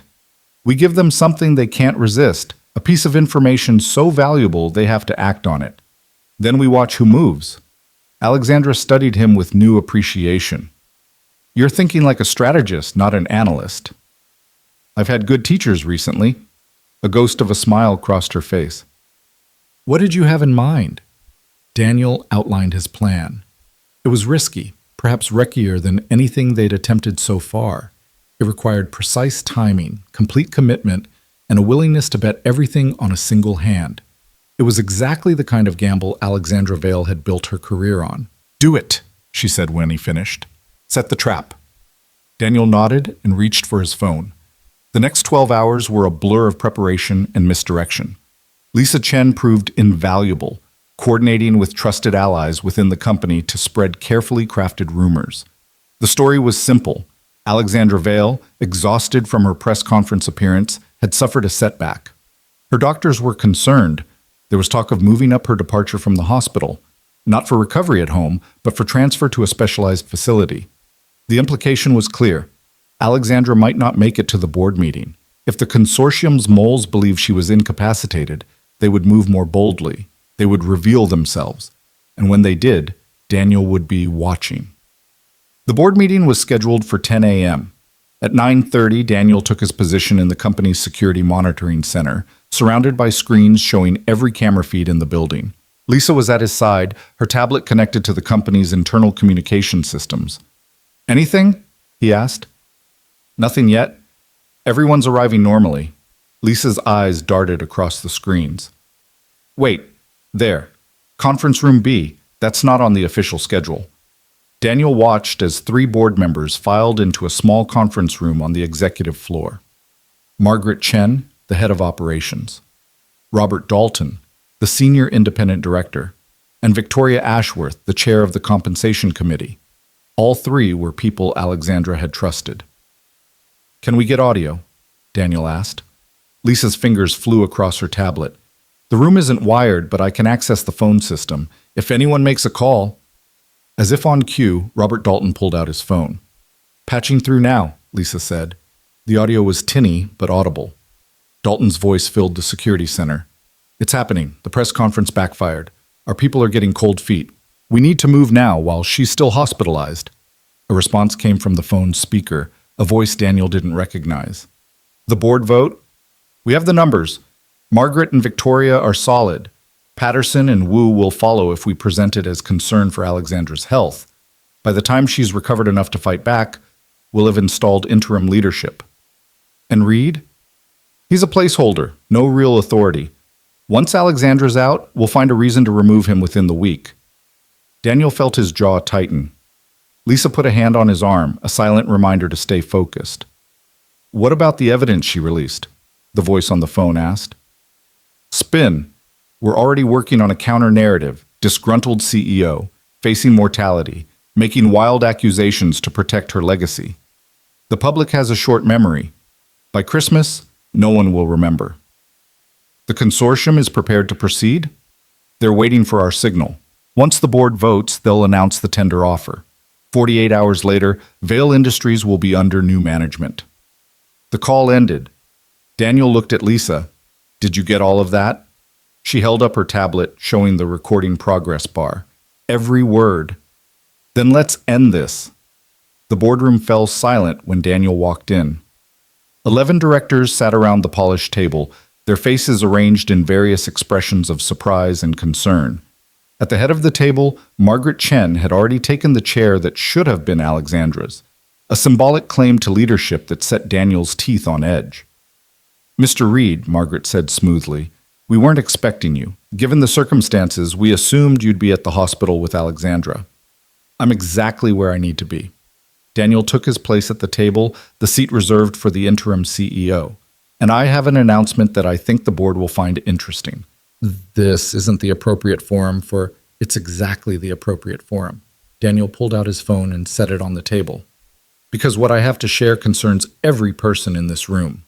He pressed play. Robert Dalton's voice filled the boardroom, clear and damning. The conversation played out in excruciating detail: the conspiracy, the planned vote, the consortium's tender offer. The board members who weren't involved listened with growing horror. The ones who were, Margaret, Robert, Victoria, sat frozen, their faces draining of color. When the recording ended, the silence was absolute. "That recording was obtained illegally," Robert finally managed. "It's inadmissible. It proves nothing." "In court, perhaps," Daniel agreed.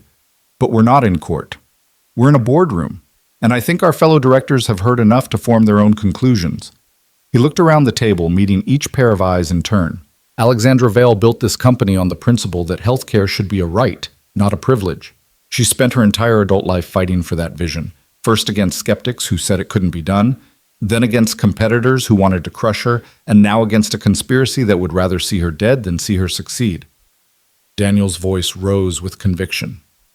"She nearly died 3 months ago.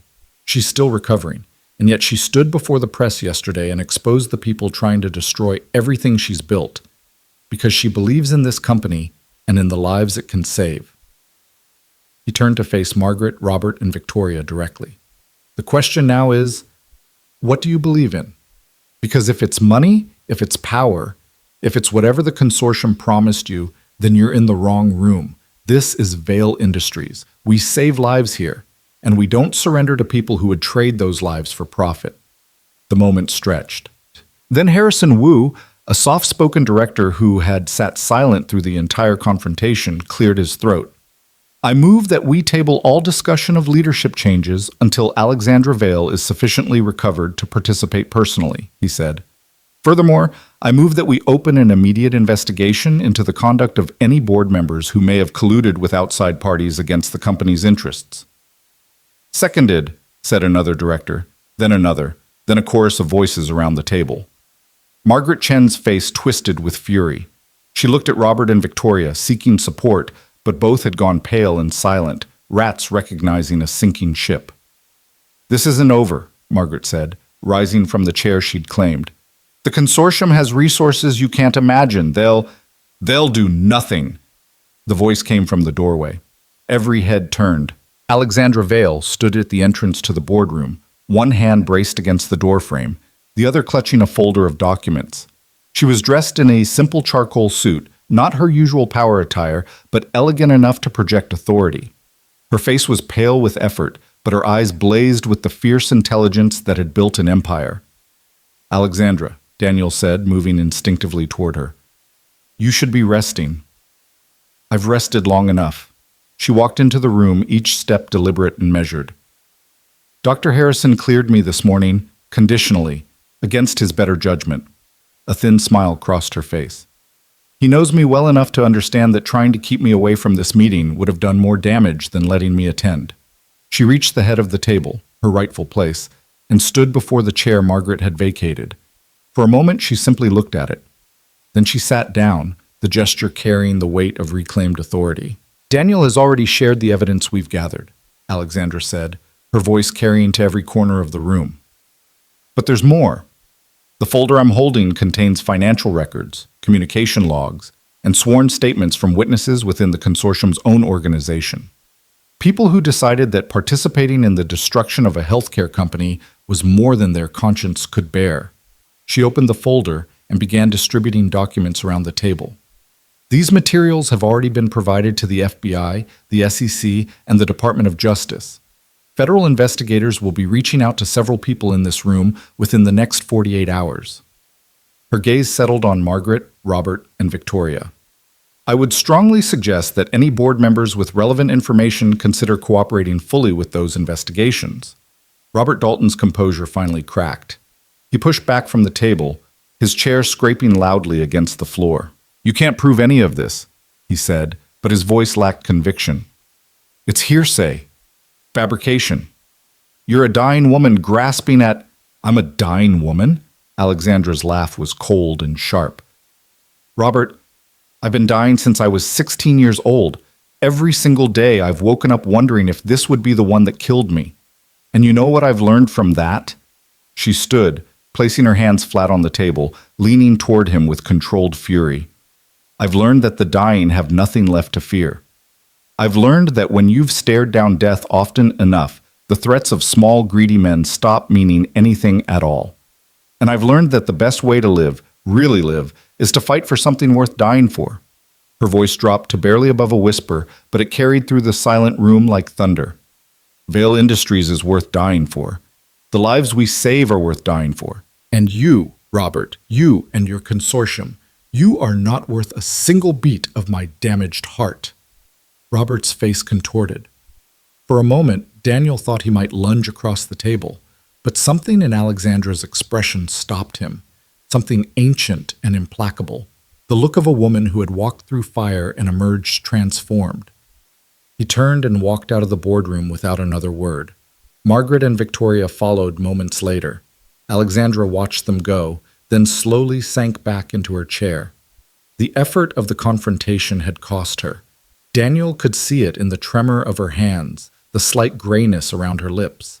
But she held herself upright, refusing to show weakness until the threat had passed. I believe, she said, addressing the remaining board members, we have a motion on the floor regarding an investigation. Shall we vote? The motion passed unanimously. The meeting adjourned an hour later after a series of emergency measures had been approved, enhanced security protocols, accelerated timeline for the cardiac technology rollout, formation of a special committee to oversee the investigation into board misconduct. Daniel walked beside Alexandra as she made her way slowly back to the elevator.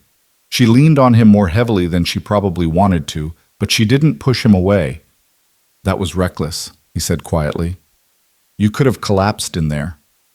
"But I didn't. You got lucky." "I got stubborn." She looked up at him with a tired smile. "There's a difference." The elevator arrived. They stepped inside, and the moment the doors closed, Alexandra's composure cracked. She sagged against Daniel, her breath coming in short gasps, her whole body trembling with exhaustion. Hey, I've got you." He wrapped his arms around her, supporting her weight. "You did it. It's over." "It's not over," she whispered. "The consortium is still out there. Margaret and Robert will flip, try to cut deals, but the people above them will be dealt with by the FBI, by the SEC, by the full weight of the federal government, which is now very interested in pharmaceutical companies conspiring to suppress affordable health care." Daniel pressed a kiss to her forehead. "You don't have to fight every battle yourself anymore, Alexandra. You've got allies now. You've got a team. You've got me." She was quiet for a moment, then very softly, "I don't know how to do that. Let other people carry the weight." "You learn, one day at a time." He tilted her chin up so she could see his eyes. "Starting with today. Today, you let me take you home. You rest. You recover. And tomorrow, we figure out the next step together." "Home," she repeated. The word seemed to puzzle her. I'm not sure where that is anymore." Daniel smiled. "I have some ideas." The apartment was quiet when they arrived. Mrs. Patterson had taken Emma to the park, giving Daniel and Alexandra time to settle in without the whirlwind of 6-year-old energy. Daniel guided Alexandra to the couch, the same worn, second-hand couch where she'd sat soaking wet just months ago, and made her comfortable with pillows and blankets. "This is temporary," Alexandra said, looking around the modest space. "Until we figure out something more permanent." "It's not much," Daniel admitted. 3 bedrooms would be generous. 2 bedrooms and a converted closet is more accurate. Emma's room barely fits her bed and her bookshelf, and the kitchen— "Daniel," Alexandra caught his hand, "stop apologizing." "I'm not apologizing. I'm setting expectations." "You're apologizing for not having a penthouse." She pulled him down to sit beside her. "I had a penthouse. It was 2,000 square feet of cold, empty space where I slept alone every night and ate breakfast alone every morning and worked until I couldn't see straight because there was nothing else to do." She looked around the apartment, at the crayon drawings taped to the refrigerator, the toys scattered near the door, the evidence of a life actually being lived. "This is better. This is what a home looks like." Daniel felt something loosen in his chest. "You might change your mind when you see the water pressure in the shower." "I'll adapt." She leaned her head against his shoulder. "I'm good at adapting." They sat together in comfortable silence as the afternoon light shifted through the windows. The sounds of the city drifted up from the street below, traffic, voices, the endless hum of urban life. It was strange, Daniel thought, how quickly this had become normal. How quickly Alexandra Vale, CEO and billionaire, had become simply Alexandra, the woman he couldn't imagine living without. "Daniel," she said finally. "Yeah? What happens now?" It was a bigger question than it sounded. Daniel understood that. She was asking about more than logistics, more than recovery schedules and board meetings and federal investigations. She was asking about them, about the future they'd been building in stolen moments and whispered conversations. "Now," he said slowly, "you get better. The company stabilizes. The consortium gets what's coming to them." He paused. "And we figure out what this is." "What we are, you mean?" "Yeah." He turned to look at her. "I know it's fast. I know it doesn't make sense on paper. 6 months ago, I was invisible to you, just a name on an employee roster." "You were never invisible," Alexandra said quietly. "I told you. I noticed you years ago. I just didn't understand why. And now? Now I think I understand." She reached up to touch his face, her fingers gentle against his stubbled jaw. You're the first person who ever saw me. Not the CEO, not the billionaire, not the dying woman with the power to change lives. Just me, scared and stubborn and so tired of being alone. You're not alone anymore. No. Her voice was thick. I'm not. The sound of small footsteps in the hallway shattered the moment. Emma burst through the front door, Mrs. Patterson trailing behind with a bemused expression. Daddy, you're home, and the storm lady is here. Emma launched herself at the couch, barely avoiding collision with Alexandra. Are you staying for dinner? Please say you're staying for dinner. Mrs. Patterson made cookies, but I saved some for you. Alexandra laughed, that surprised, delighted laugh that Daniel was learning to love. I would be honored to stay for dinner. And breakfast? Emma, Daniel said gently. What? I just want to know if she'll be here for pancakes. You make the best pancakes, Daddy. She should know. Alexandra looked at Daniel, her eyes warm. I've heard wonderful things about your pancakes. They're acceptable. He's being modest, Mrs. Patterson interjected from the doorway. They're excellent, almost as good as mine, which is saying something. She smiled at Alexandra. It's nice to finally meet you properly, Ms. Vale. I've heard a great deal. Good things, I hope. Mostly, Mrs. Patterson's eyes twinkled. Some concerns about your tendency toward workaholism, but I'm told you're working on that. Alexandra glanced at Daniel. I have a very insistent support team. The evening that followed was nothing like Daniel had experienced before. It was chaotic and messy and wonderfully ordinary. Emma demanded that Alexandra read her a bedtime story. 3 stories, actually, because she was very good at negotiations. Mrs. Patterson stayed for dinner, filling the small kitchen with warmth and laughter and the smell of her famous pot roast. And through it all, Daniel watched Alexandra transform. The CEO disappeared entirely. In her place was a woman who laughed at Emma's jokes, who asked Mrs. Patterson about her grandchildren, who dried dishes with the careful attention she usually reserved for quarterly reports. She wasn't performing. She wasn't managing her image. She was simply being, present and alive and part of something bigger than herself. Later, after Emma was asleep and Mrs. Patterson had gone home, Daniel found Alexandra standing at the window, looking out at the city lights. Credit for your thoughts, he asked, joining her. I was thinking about my father. Her voice was soft. He died before he could see what Vale Industries became, before he could see the lives we've saved, the technology we've developed, before he could see any of it. I'm sure he'd be proud. Maybe, I hope so. She turned to face him. But I was also thinking about what he missed by dying too young. He never saw me grow up, never met the people who would become important to me, never got to be a grandfather. Her eyes glistened. I used to think that when you were dying, the only thing that mattered was legacy, the mark you left on the world. But now I think what matters is the people you love, the moments you share with them, the ordinary, beautiful, everyday moments that don't make it into history books. She reached for his hand. I want those moments, Daniel. I want to be there when Emma loses her first tooth. I want to fall asleep on this terrible couch, watching movies we've seen 100 times. I want to burn pancakes and argue about whose turn it is to do dishes and have the same conversation about nothing important that couples have been having for thousands of years. That sounds like a life, Daniel said. It sounds like a home. Her voice cracked. I've never had one. Not really. But I want one. With you. With Emma. With whatever comes next. Daniel pulled her close, careful of her still healing chest. Then let's build one. Together. It won't be easy. The company, my health, the investigations. I know. And I'm difficult, stubborn, used to doing things my own way. I know that too. I might drive you crazy. You already do. He smiled against her hair, but in the best possible way. She laughed softly. So this is it? We're really doing this? We're really doing this. They stood together at the window, watching the city lights glitter in the darkness. Tomorrow would bring new challenges, board meetings and medical appointments, and the endless work of rebuilding a company and a life. But tonight, in this quiet moment, none of that mattered. What mattered was the woman in his arms.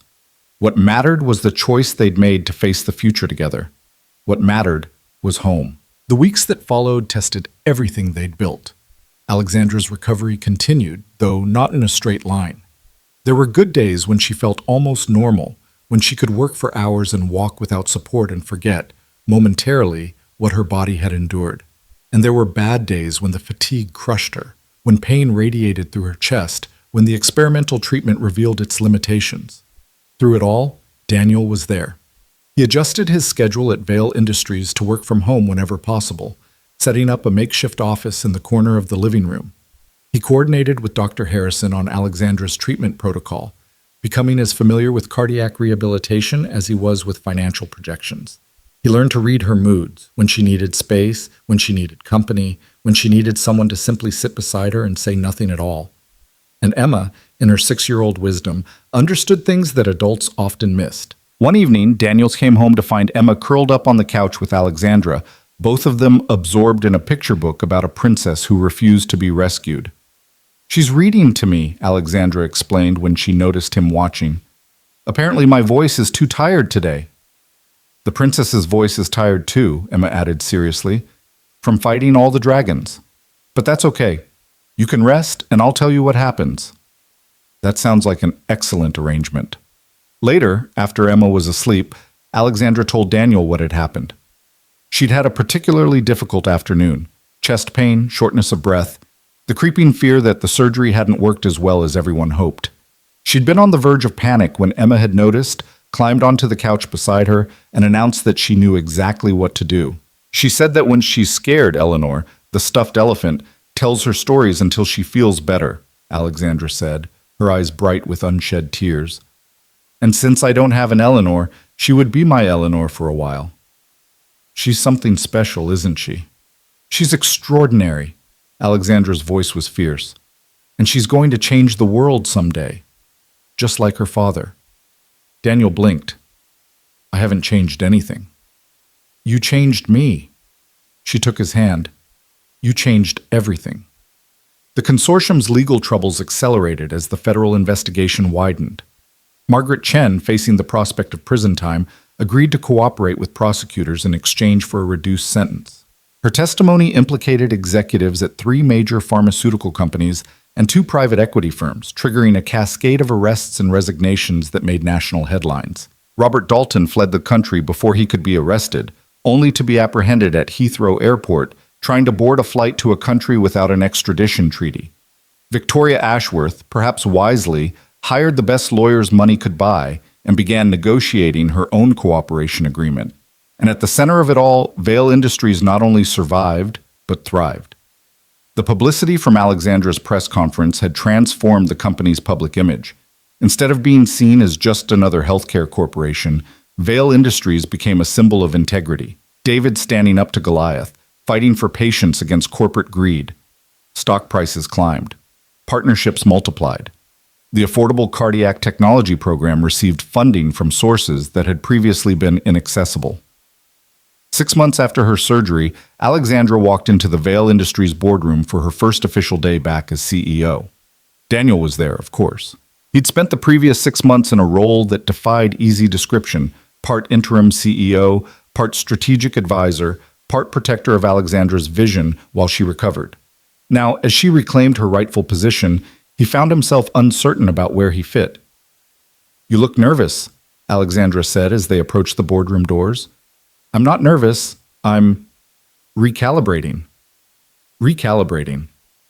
I got used to running things, making decisions, being responsible for the company's direction. He met her eyes. "I'm trying to figure out how to step back gracefully." Alexandra stopped walking. "Who said anything about stepping back?" "I'm a financial analyst, Alexandra. 3rd floor, cubicle near the window. That's who I was before all this started. And now you're the person who saved my company while I was dying. The person who outsmarted a conspiracy that had been building for years. The person who stood in front of a board of directors and showed more leadership in 5 minutes than most executives demonstrate in a career." She took his hand. "You're not going back to a cubicle, Daniel. You're staying right here. With me." "In what capacity?" "Chief Strategy Officer." She smiled at his stunned expression. I've already cleared it with the board. They were surprisingly enthusiastic. Something about you being the only person who's proven they can run this company without destroying it. Alexandra, you can accept gracefully, or you can argue with me. I should warn you that I'm very good at arguments, and I've had 6 months of rest to sharpen my skills. Daniel laughed, despite himself. Chief Strategy Officer. It comes with a significant raise, an actual office, and her eyes sparkled, close proximity to the CEO, which I'm told has its own benefits. What kind of benefits? I suppose you'll have to accept the position to find out. He looked at her. This woman who had walked into his life on a stormy night and turned everything upside down. This woman who had shown him that courage came in many forms, that strength could coexist with vulnerability, that love could grow in the most unexpected places. Yes, he said. I accept. Excellent. She leaned up and kissed him, brief but meaningful. Now, let's go run a company. The boardroom erupted in applause when they walked in together. The months that followed brought challenges and triumphs in equal measure. The affordable cardiac technology rolled out ahead of schedule, transforming healthcare access in underserved communities across the country. The first life saved by a Vail Industries heart monitor was a grandmother in rural Montana who'd had no access to specialized cardiac care. When her family sent a thank you letter to the company, Alexandra had it framed and hung in the lobby. The consortium's trials made national news, exposing the depth of corruption in the pharmaceutical industry and triggering reforms that would reshape healthcare policy for generations. Alexandra testified before Congress, her testimony eloquent and damning, her mere presence a reminder that some fights were worth fighting. And at home, because they had a home now, a real one. Life continued in its ordinary, extraordinary way. Daniel's apartment had proven too small for 3 people, and Alexandra's recovery needs, so they'd found a new place together. Not a penthouse, Alexandra had insisted. Something real. Something that felt like a family lived there. They'd chosen a brownstone in Lincoln Park. 4 bedrooms, a backyard big enough for Emma to play in, a kitchen where Daniel could make his famous pancakes on Saturday mornings. Alexandra had wanted to pay for it outright, but Daniel had insisted on contributing what he could, and they'd found a compromise that felt right to both of them. Emma adjusted to the new arrangement with the resilience that only children possess. Within weeks, she was calling Alexandra Alex and demanding to be included in their Saturday movie nights and asking when they were going to get a dog. A dog? Alexandra had looked at Daniel with something like panic. Every kid needs a dog, Emma had explained patiently. It's in the rules. What rules? Kid rules. You wouldn't understand. You're a grown-up. They got a dog, a golden retriever puppy named Captain, who proceeded to chew through 3 pairs of Daniel's shoes and 1 extremely expensive Italian leather handbag before they successfully trained him. Alexandra took it in stride. She was learning, Daniel realized, to take many things in stride. The chaos of family life, the unpredictability of loving people who didn't follow agendas or schedules, the vulnerability of letting herself be truly known. 1 year after that stormy night, Alexandra's cardiac team declared her in full recovery. The experimental treatment had exceeded all expectations. Her heart, once a ticking time bomb, was now functioning at near normal capacity. Barring unforeseen complications, she could expect a full and healthy life. She called Daniel from the doctor's office, her voice thick with emotion. I'm going to live, she said. Really live. Not just survive. Not just fight to see another day. Live. I know, he said. I always knew.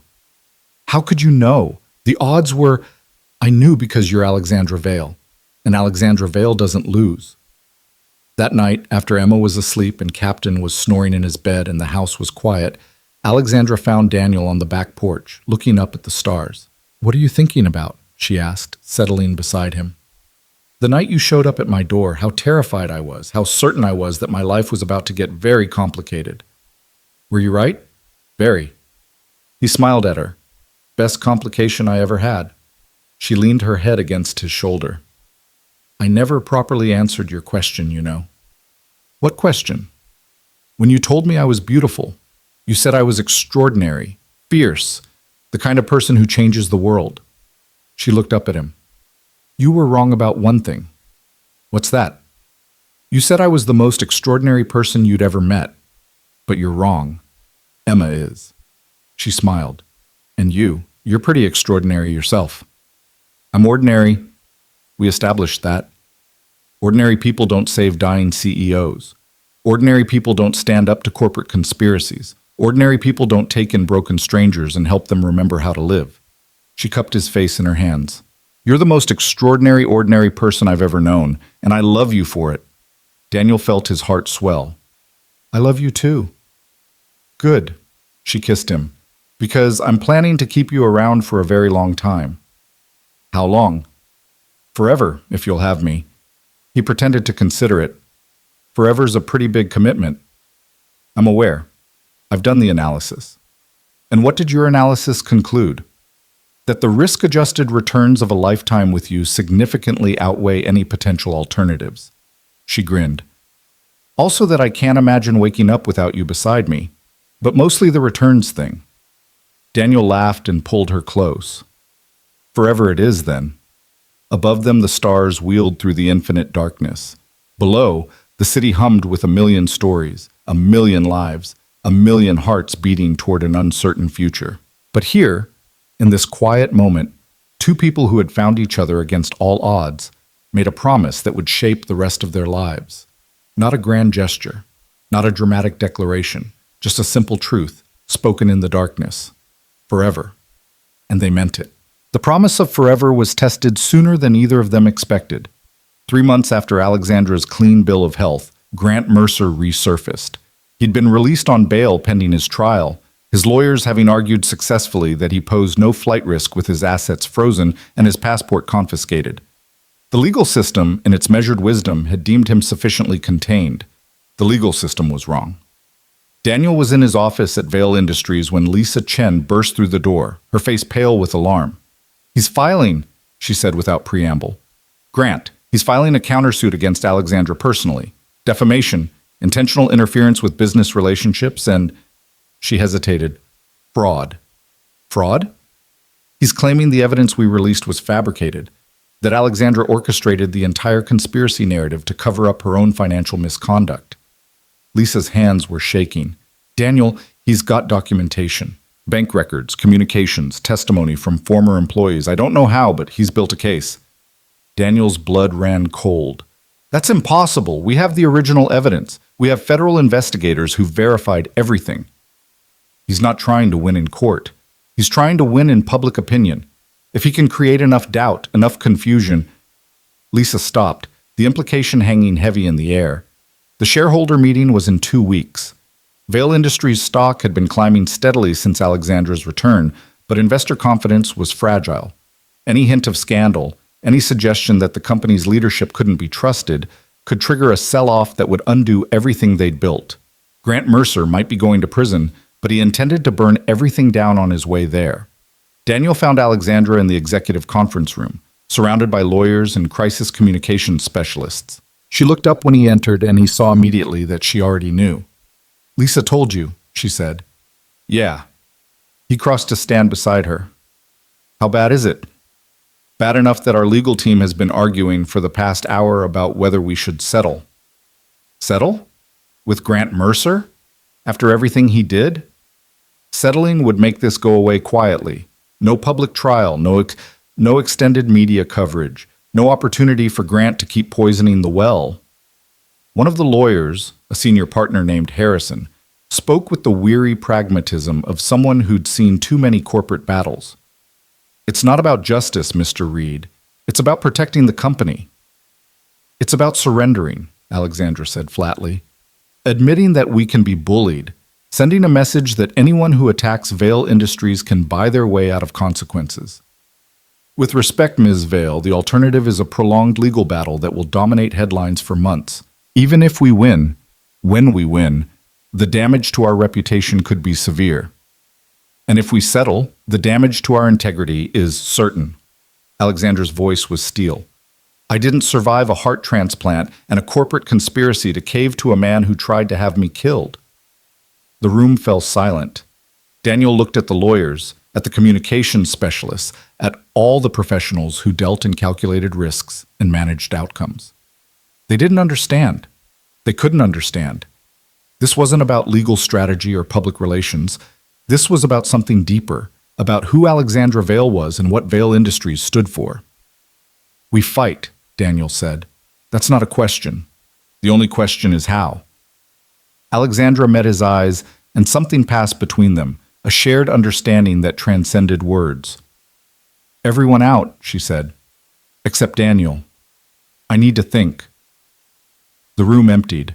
When they were alone, Alexandra sank into her chair, the mask of confident leadership slipping to reveal the exhausted woman beneath. "He's not going to stop," she said quietly. "Even from prison, even if he loses everything. Grant will spend the rest of his life trying to destroy me." "Then we make sure he can't." Daniel sat beside her. "What does he want? Really want? Beyond revenge, beyond hurting you, what's driving this?" Alexandra was silent for a long moment. "Control. He's always wanted control. Over the company, over me, over the narrative. He can't stand that I survived. That I won. That everything he built came crashing down while I'm still standing. So we take away his control. Completely. Not just in court. Everywhere." "How?" Daniel's mind raced through possibilities, discarding options, searching for leverage. And then, suddenly, he found it. "The consortium," he said. "Grant's partners. The ones who funded his scheme, who promised him a position in the new order once Vale Industries fell. They're still out there. Most of them cut deals, paid fines, walked away with their fortunes intact. They got off easy because Grant took the fall." "What are you suggesting?" "I'm suggesting that Grant Mercer isn't just angry at you. He's angry at them too. They used him, abandoned him, let him become the face of a conspiracy they all participated in." Daniel leaned forward. "What if we gave him a way to hurt them instead of us?" Alexandra's eyes narrowed. "You want to turn him. I want to offer him a choice. He can spend the rest of his legal career fighting a battle he can't win against a company that will never stop defending itself.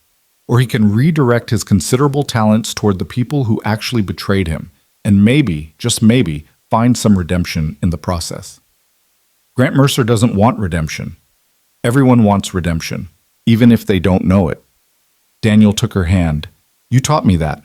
When you showed up at my door, when you asked if you were beautiful, you were looking for something, a reason to keep fighting, a reason to believe you were more than your illness, your company, your power. Grant's looking for that too. He just doesn't have anyone to help him find it." Alexandra stared at him for a long moment. Then, slowly, a smile crossed her face. Not warm, but sharp with strategic appreciation. "You want to save Grant Mercer.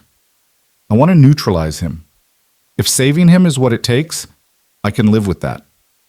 And if it doesn't work, if he's too far gone, too consumed by hatred, then we fight the traditional way. Lawyers, courts, public opinion. We've done it before." Daniel squeezed her hand. "But I think it's worth trying. I think there's a version of this story where everyone doesn't have to lose." Alexandra was quiet, weighing the proposal against everything she knew about Grant, about human nature, about the capacity for change. Finally, she nodded. "Set up a meeting, somewhere private, just him and me." "You and him?" "Alexandra, that's necessary." Her voice was firm. "If this is going to work, he needs to hear it from me. Not lawyers, not intermediaries. Me. The person he spent years trying to destroy." Daniel wanted to argue, wanted to protect her from the man who had caused so much pain, but he recognized the look in her eyes, the same fierce determination that had carried her through surgery, through conspiracy, through every impossible challenge she'd faced. "I'll arrange it," he said. "But I'm going to be there, in the room, non-negotiable. I wouldn't have it any other way." The meeting took place 3 days later in a private conference room at a neutral law firm downtown. Grant Mercer arrived flanked by attorneys, his appearance carefully managed despite months of legal battles. He looked older than Daniel remembered, the polished confidence replaced by something harder and more desperate. But his eyes? His eyes were the same, cold, calculating, dangerous. "Alexandra?" Grant's voice was silk over steel. "You look well. Remarkable, really, considering." "Considering you tried to have me killed?" Alexandra didn't flinch. Yes, I suppose it is remarkable. Alleged. Everything is alleged until proven in court. He smiled thinly. Speaking of which, shall we discuss my lawsuit? I'm told your lawyers are very eager to make this unpleasantness disappear. Your lawsuit is a waste of everyone's time, including yours. We both know the evidence is real. We both know what you did. Alexandra leaned forward. What I'm interested in is why you're still fighting when you've already lost. Lost? Grant laughed. I haven't lost anything. I've been temporarily inconvenienced. The difference is significant. The consortium abandoned you. Your allies turned state's evidence. You're facing years in prison, and the people who promised you power are sipping champagne in their penthouses while you prepare for trial. Alexandra's voice was relentless. You didn't just lose, Grant. You were sacrificed, and you know it. Something flickered in Grant's expression, a crack in the armor he'd maintained so carefully. Daniel watched it spread, watched the suppressed rage and humiliation surface for just a moment before Grant regained control. What's your point? My point is that you're wasting your energy on the wrong target. I'm not your enemy, Grant. I never was. I was just the obstacle between you and what you wanted. The real enemy, the people who used you and discarded you, they're still out there, still winning, still getting away with everything. And what do you suggest I do about it? Alexandra slid a folder across the table. Testify. Against all of them. Not just the ones who've already been caught, the ones who are still hiding, the executives who approved the conspiracy, the board members who looked the other way, the investors who knew exactly what they were funding. Grant didn't touch the folder. In exchange for what? Reduced charges. Minimum security facility and, Alexandra paused, my personal guarantee that when you get out, there will be a place for you. Not at Vale Industries, obviously, but somewhere. A chance to rebuild. You're offering me redemption. Grant's voice was mocking. How touching. I'm offering you a choice. You can spend the next decade in prison, nursing your hatred, watching the people who betrayed you prosper while you rot. Or you can take them down with you and come out the other side with something left to live for. The silence stretched. Daniel held his breath, watching the battle play out across Grant's face. Pride versus pragmatism, revenge versus survival. Finally, Grant reached for the folder. He read through it slowly, methodically, his expression revealing nothing. When he finished, he looked up at Alexandra with something that might have been respect. You've thought this through. I've had time. Hospital beds are good for planning. And if I say no? If I walk out of here and continue my lawsuit? Then we destroy you, slowly, thoroughly, completely. Not because I want to, because you'll leave us no choice. Alexandra's voice softened slightly. I'm not asking you to like me, Grant. I'm not asking you to forgive what happened between us. I'm asking you to be smart, to recognize that we have a common enemy, and to help me finish what we started. Grant was silent for a long moment. Then he did something Daniel had never seen him do. He laughed.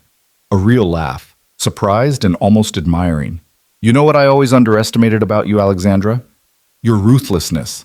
I thought you were soft, principled, easy to manipulate because you cared about things like integrity and mission. He shook his head. I was wrong. You're as ruthless as any of us. You just hide it better. I prefer to think of it as strategic compassion. Call it whatever you want. Grant closed the folder and stood. I'll need time to consider. 24 hours. You have 12. His eyes narrowed, then he nodded curtly. 12 hours. You'll have my answer. He left without another word, his lawyers trailing behind like confused satellites.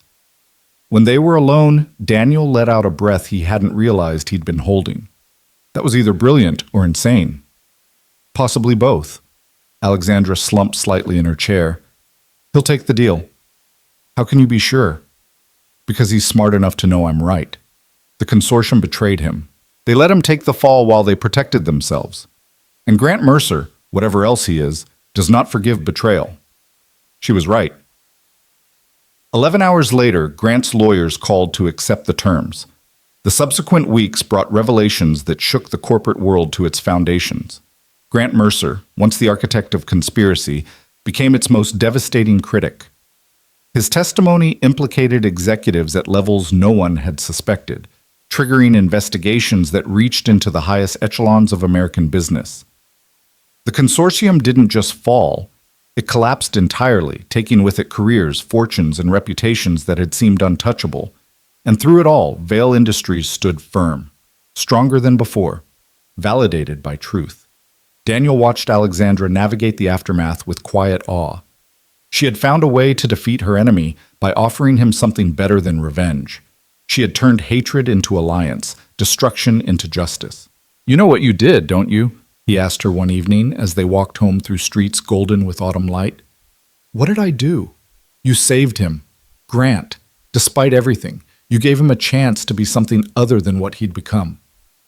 Alexandra was quiet for a moment. "I gave him a choice. What he does with it is up to him." "But you hoped. You hoped he'd choose better." She looked at him with eyes that held depths he was still learning to navigate. "Someone once showed me that hope was possible, that being strong didn't mean being alone, that asking for help wasn't weakness." She took his hand. "I figured Grant deserved the same chance." Daniel pulled her close as they walked, the city bustling around them, the future stretching ahead full of possibility. "You're remarkable," he said. "So I've been told." She smiled. "By a very reliable source." 1 year later, the world looked different. Vail Industries' breakthrough cardiac technology had transformed global healthcare in ways that exceeded even Alexandra's most ambitious projections. The affordable heart monitors were now in clinics across 47 countries, saving lives that would have been lost to poverty and inaccessibility just months before. The stem cell treatment that had saved Alexandra's life had been refined, tested, and approved for wider use, offering hope to thousands of patients who had been told their conditions were untreatable. And on a crisp October evening, exactly 1 year after that stormy night when everything changed, Alexandra Vail stood on the balcony of the brownstone she now called home, looking out at the Chicago skyline she had nearly died protecting. Daniel found her there, 2 glasses of champagne in hand. "Emma's finally asleep," he said, joining her at the railing. "She made me promise to wake her up if any shooting stars appear. Apparently there's a meteor shower tonight." "There is." Alexandra accepted the champagne with a smile. "I checked." "Of course you did." They stood together in comfortable silence, watching the city lights glitter against the darkening sky. The sounds of urban life drifted up from below, traffic, distant music, the eternal hum of a metropolis that never truly slept. "I got a call today," Alexandra said finally, "from the Nobel Committee."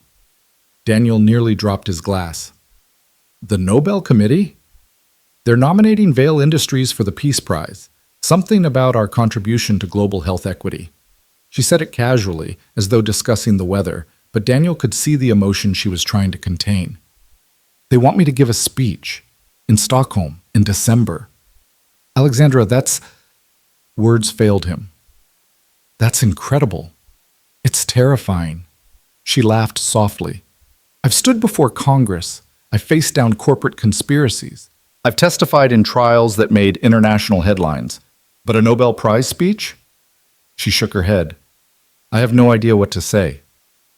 "You'll figure it out. You always do. Will you come with me to Stockholm?" "Wild horses couldn't keep me away." Daniel moved closer, wrapping an arm around her waist. "Besides, Emma's been asking about snow. Apparently Chicago doesn't get enough of the right kind."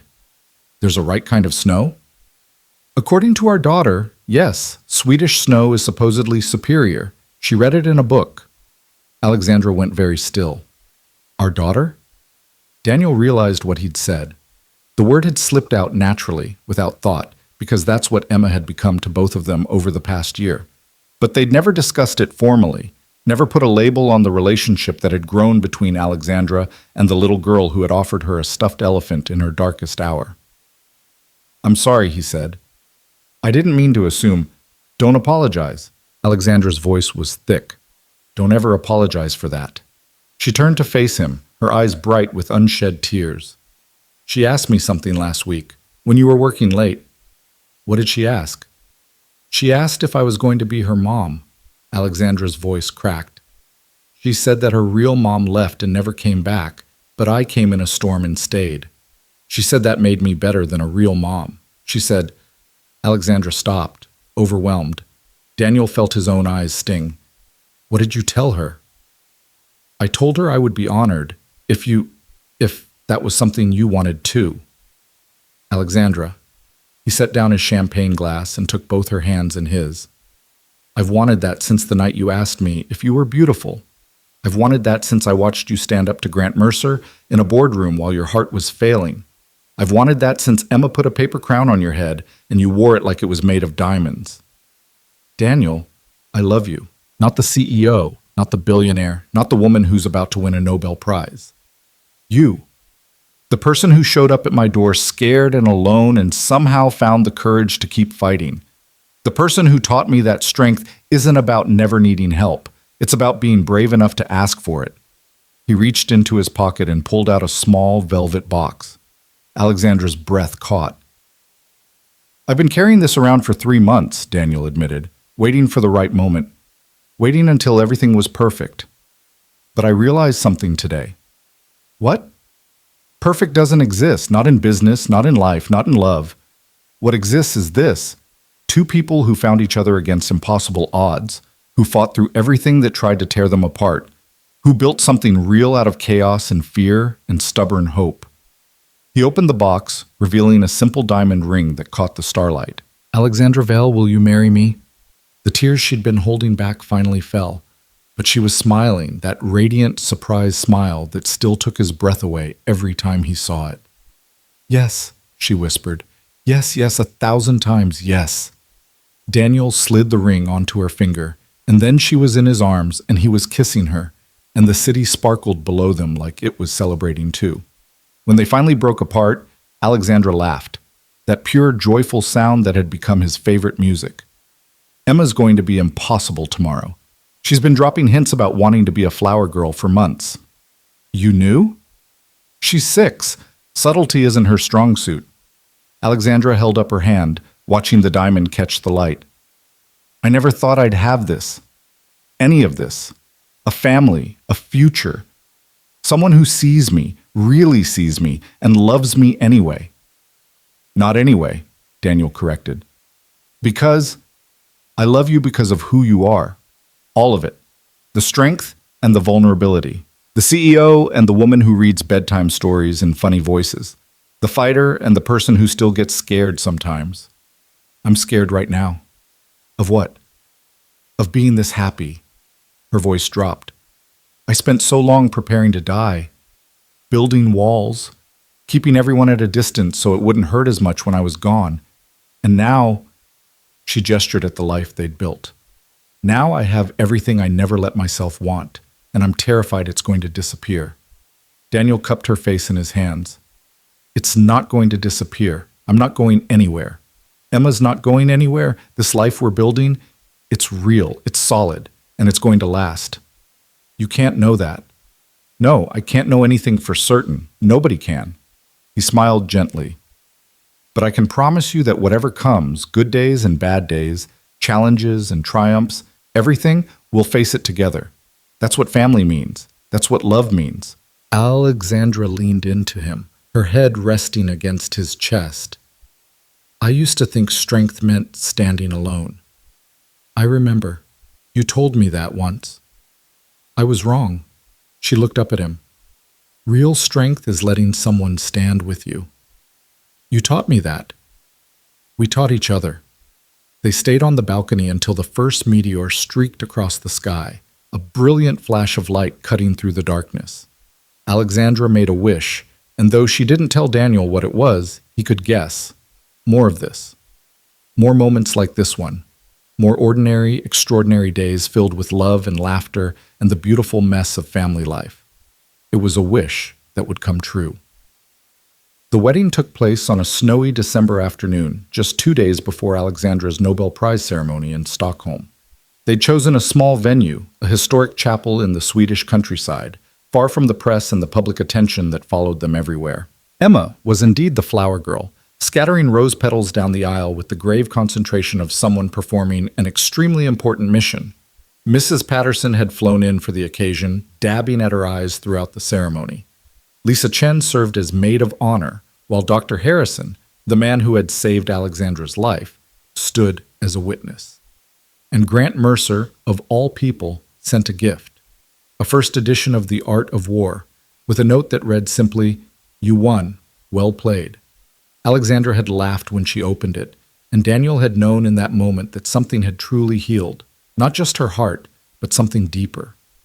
Some wound that had been festering for years, poisoned by isolation and fear, and the belief that she had to face everything alone. The Nobel speech, when it came, was unlike anything the committee had heard before. Alexandra didn't talk about business strategy or technological innovation. She talked about a stormy night and a stranger's kindness. She talked about a 6-year-old girl who offered her stuffed elephant to make a sad lady feel better.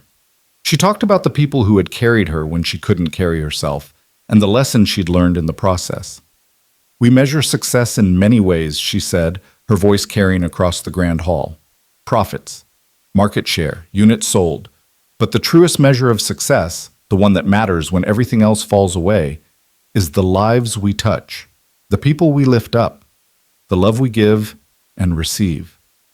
She looked out at the audience, at Daniel sitting in the front row with Emma on his lap. "I nearly died 2 years ago. My heart was failing, my company was under attack, and I had spent my entire adult life believing that asking for help was weakness. I thought strength meant standing alone. I thought vulnerability was something to be hidden, ashamed of, overcome." Her voice softened. "I was wrong. The night I almost lost everything, I walked through a storm and knocked on a stranger's door. I asked him the most vulnerable question I could imagine.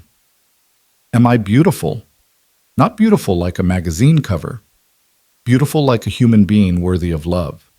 She smiled at Daniel.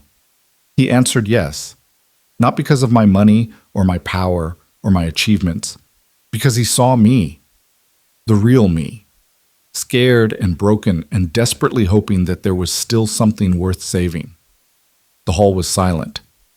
That's the gift we can give each other, the gift of being seen, the gift of being told that we matter, that we're worthy, that we're beautiful in all the ways that count. Technology can save lives, but only love can make those lives worth living. She raised her Nobel medal.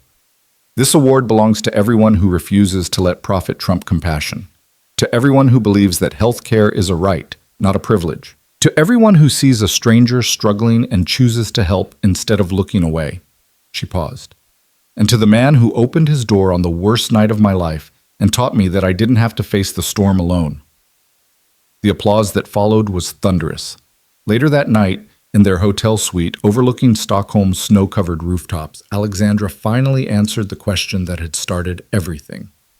"You asked me once if I was beautiful," she said to Daniel as they watched the northern lights shimmer across the horizon. "I remember. And you said I was extraordinary, fierce, the kind of person who changes the world." "I meant every word." Alexandra turned to face him, and in her eyes he saw everything, the journey they'd traveled, the battles they'd fought, the love they'd built from impossible beginnings. "You changed me, Daniel Reed, not into someone different, into someone who could finally accept who she already was." She took his hand, pressing it against her heart, the heart that had been broken and healed, that had nearly stopped and now beat strong. "You made me believe I was worth saving, worth loving, worth all of this." "You were always worth it," Daniel said. "You just needed someone to remind you." Emma appeared in the doorway, rubbing her eyes sleepily. "Daddy? Alex? There are lights in the sky." "Northern lights, sweetheart." Daniel lifted her into his arms. "Want to watch with us?" Emma nodded, nestling between them on the window seat. Captain, who had made the journey despite considerable logistical complications, padded over to join them, settling at their feet with a contented sigh. The four of them sat together, watching the aurora dance across the Arctic sky in ribbons of green and purple light, a family that had been forged in storm and struggle, tested by conspiracy and illness, and strengthened by a love that neither of them had expected to find. "Alex?" Emma's voice was drowsy. "Yes, sweetheart?" "You're staying forever, right? You're not going to leave like my other mom?" Alexandra looked at Daniel, then at the little girl who had claimed her heart completely. "Forever," she promised. No matter what. Emma smiled and closed her eyes, secure in the knowledge that some storms bring gifts instead of destruction. And on the balcony of a brownstone in Chicago, in a boardroom where battles had been fought and won, in a hospital room where death had been defied, in every place where their story had unfolded, the answer to the question remained the same. Yes, you are beautiful, you are loved, you are home,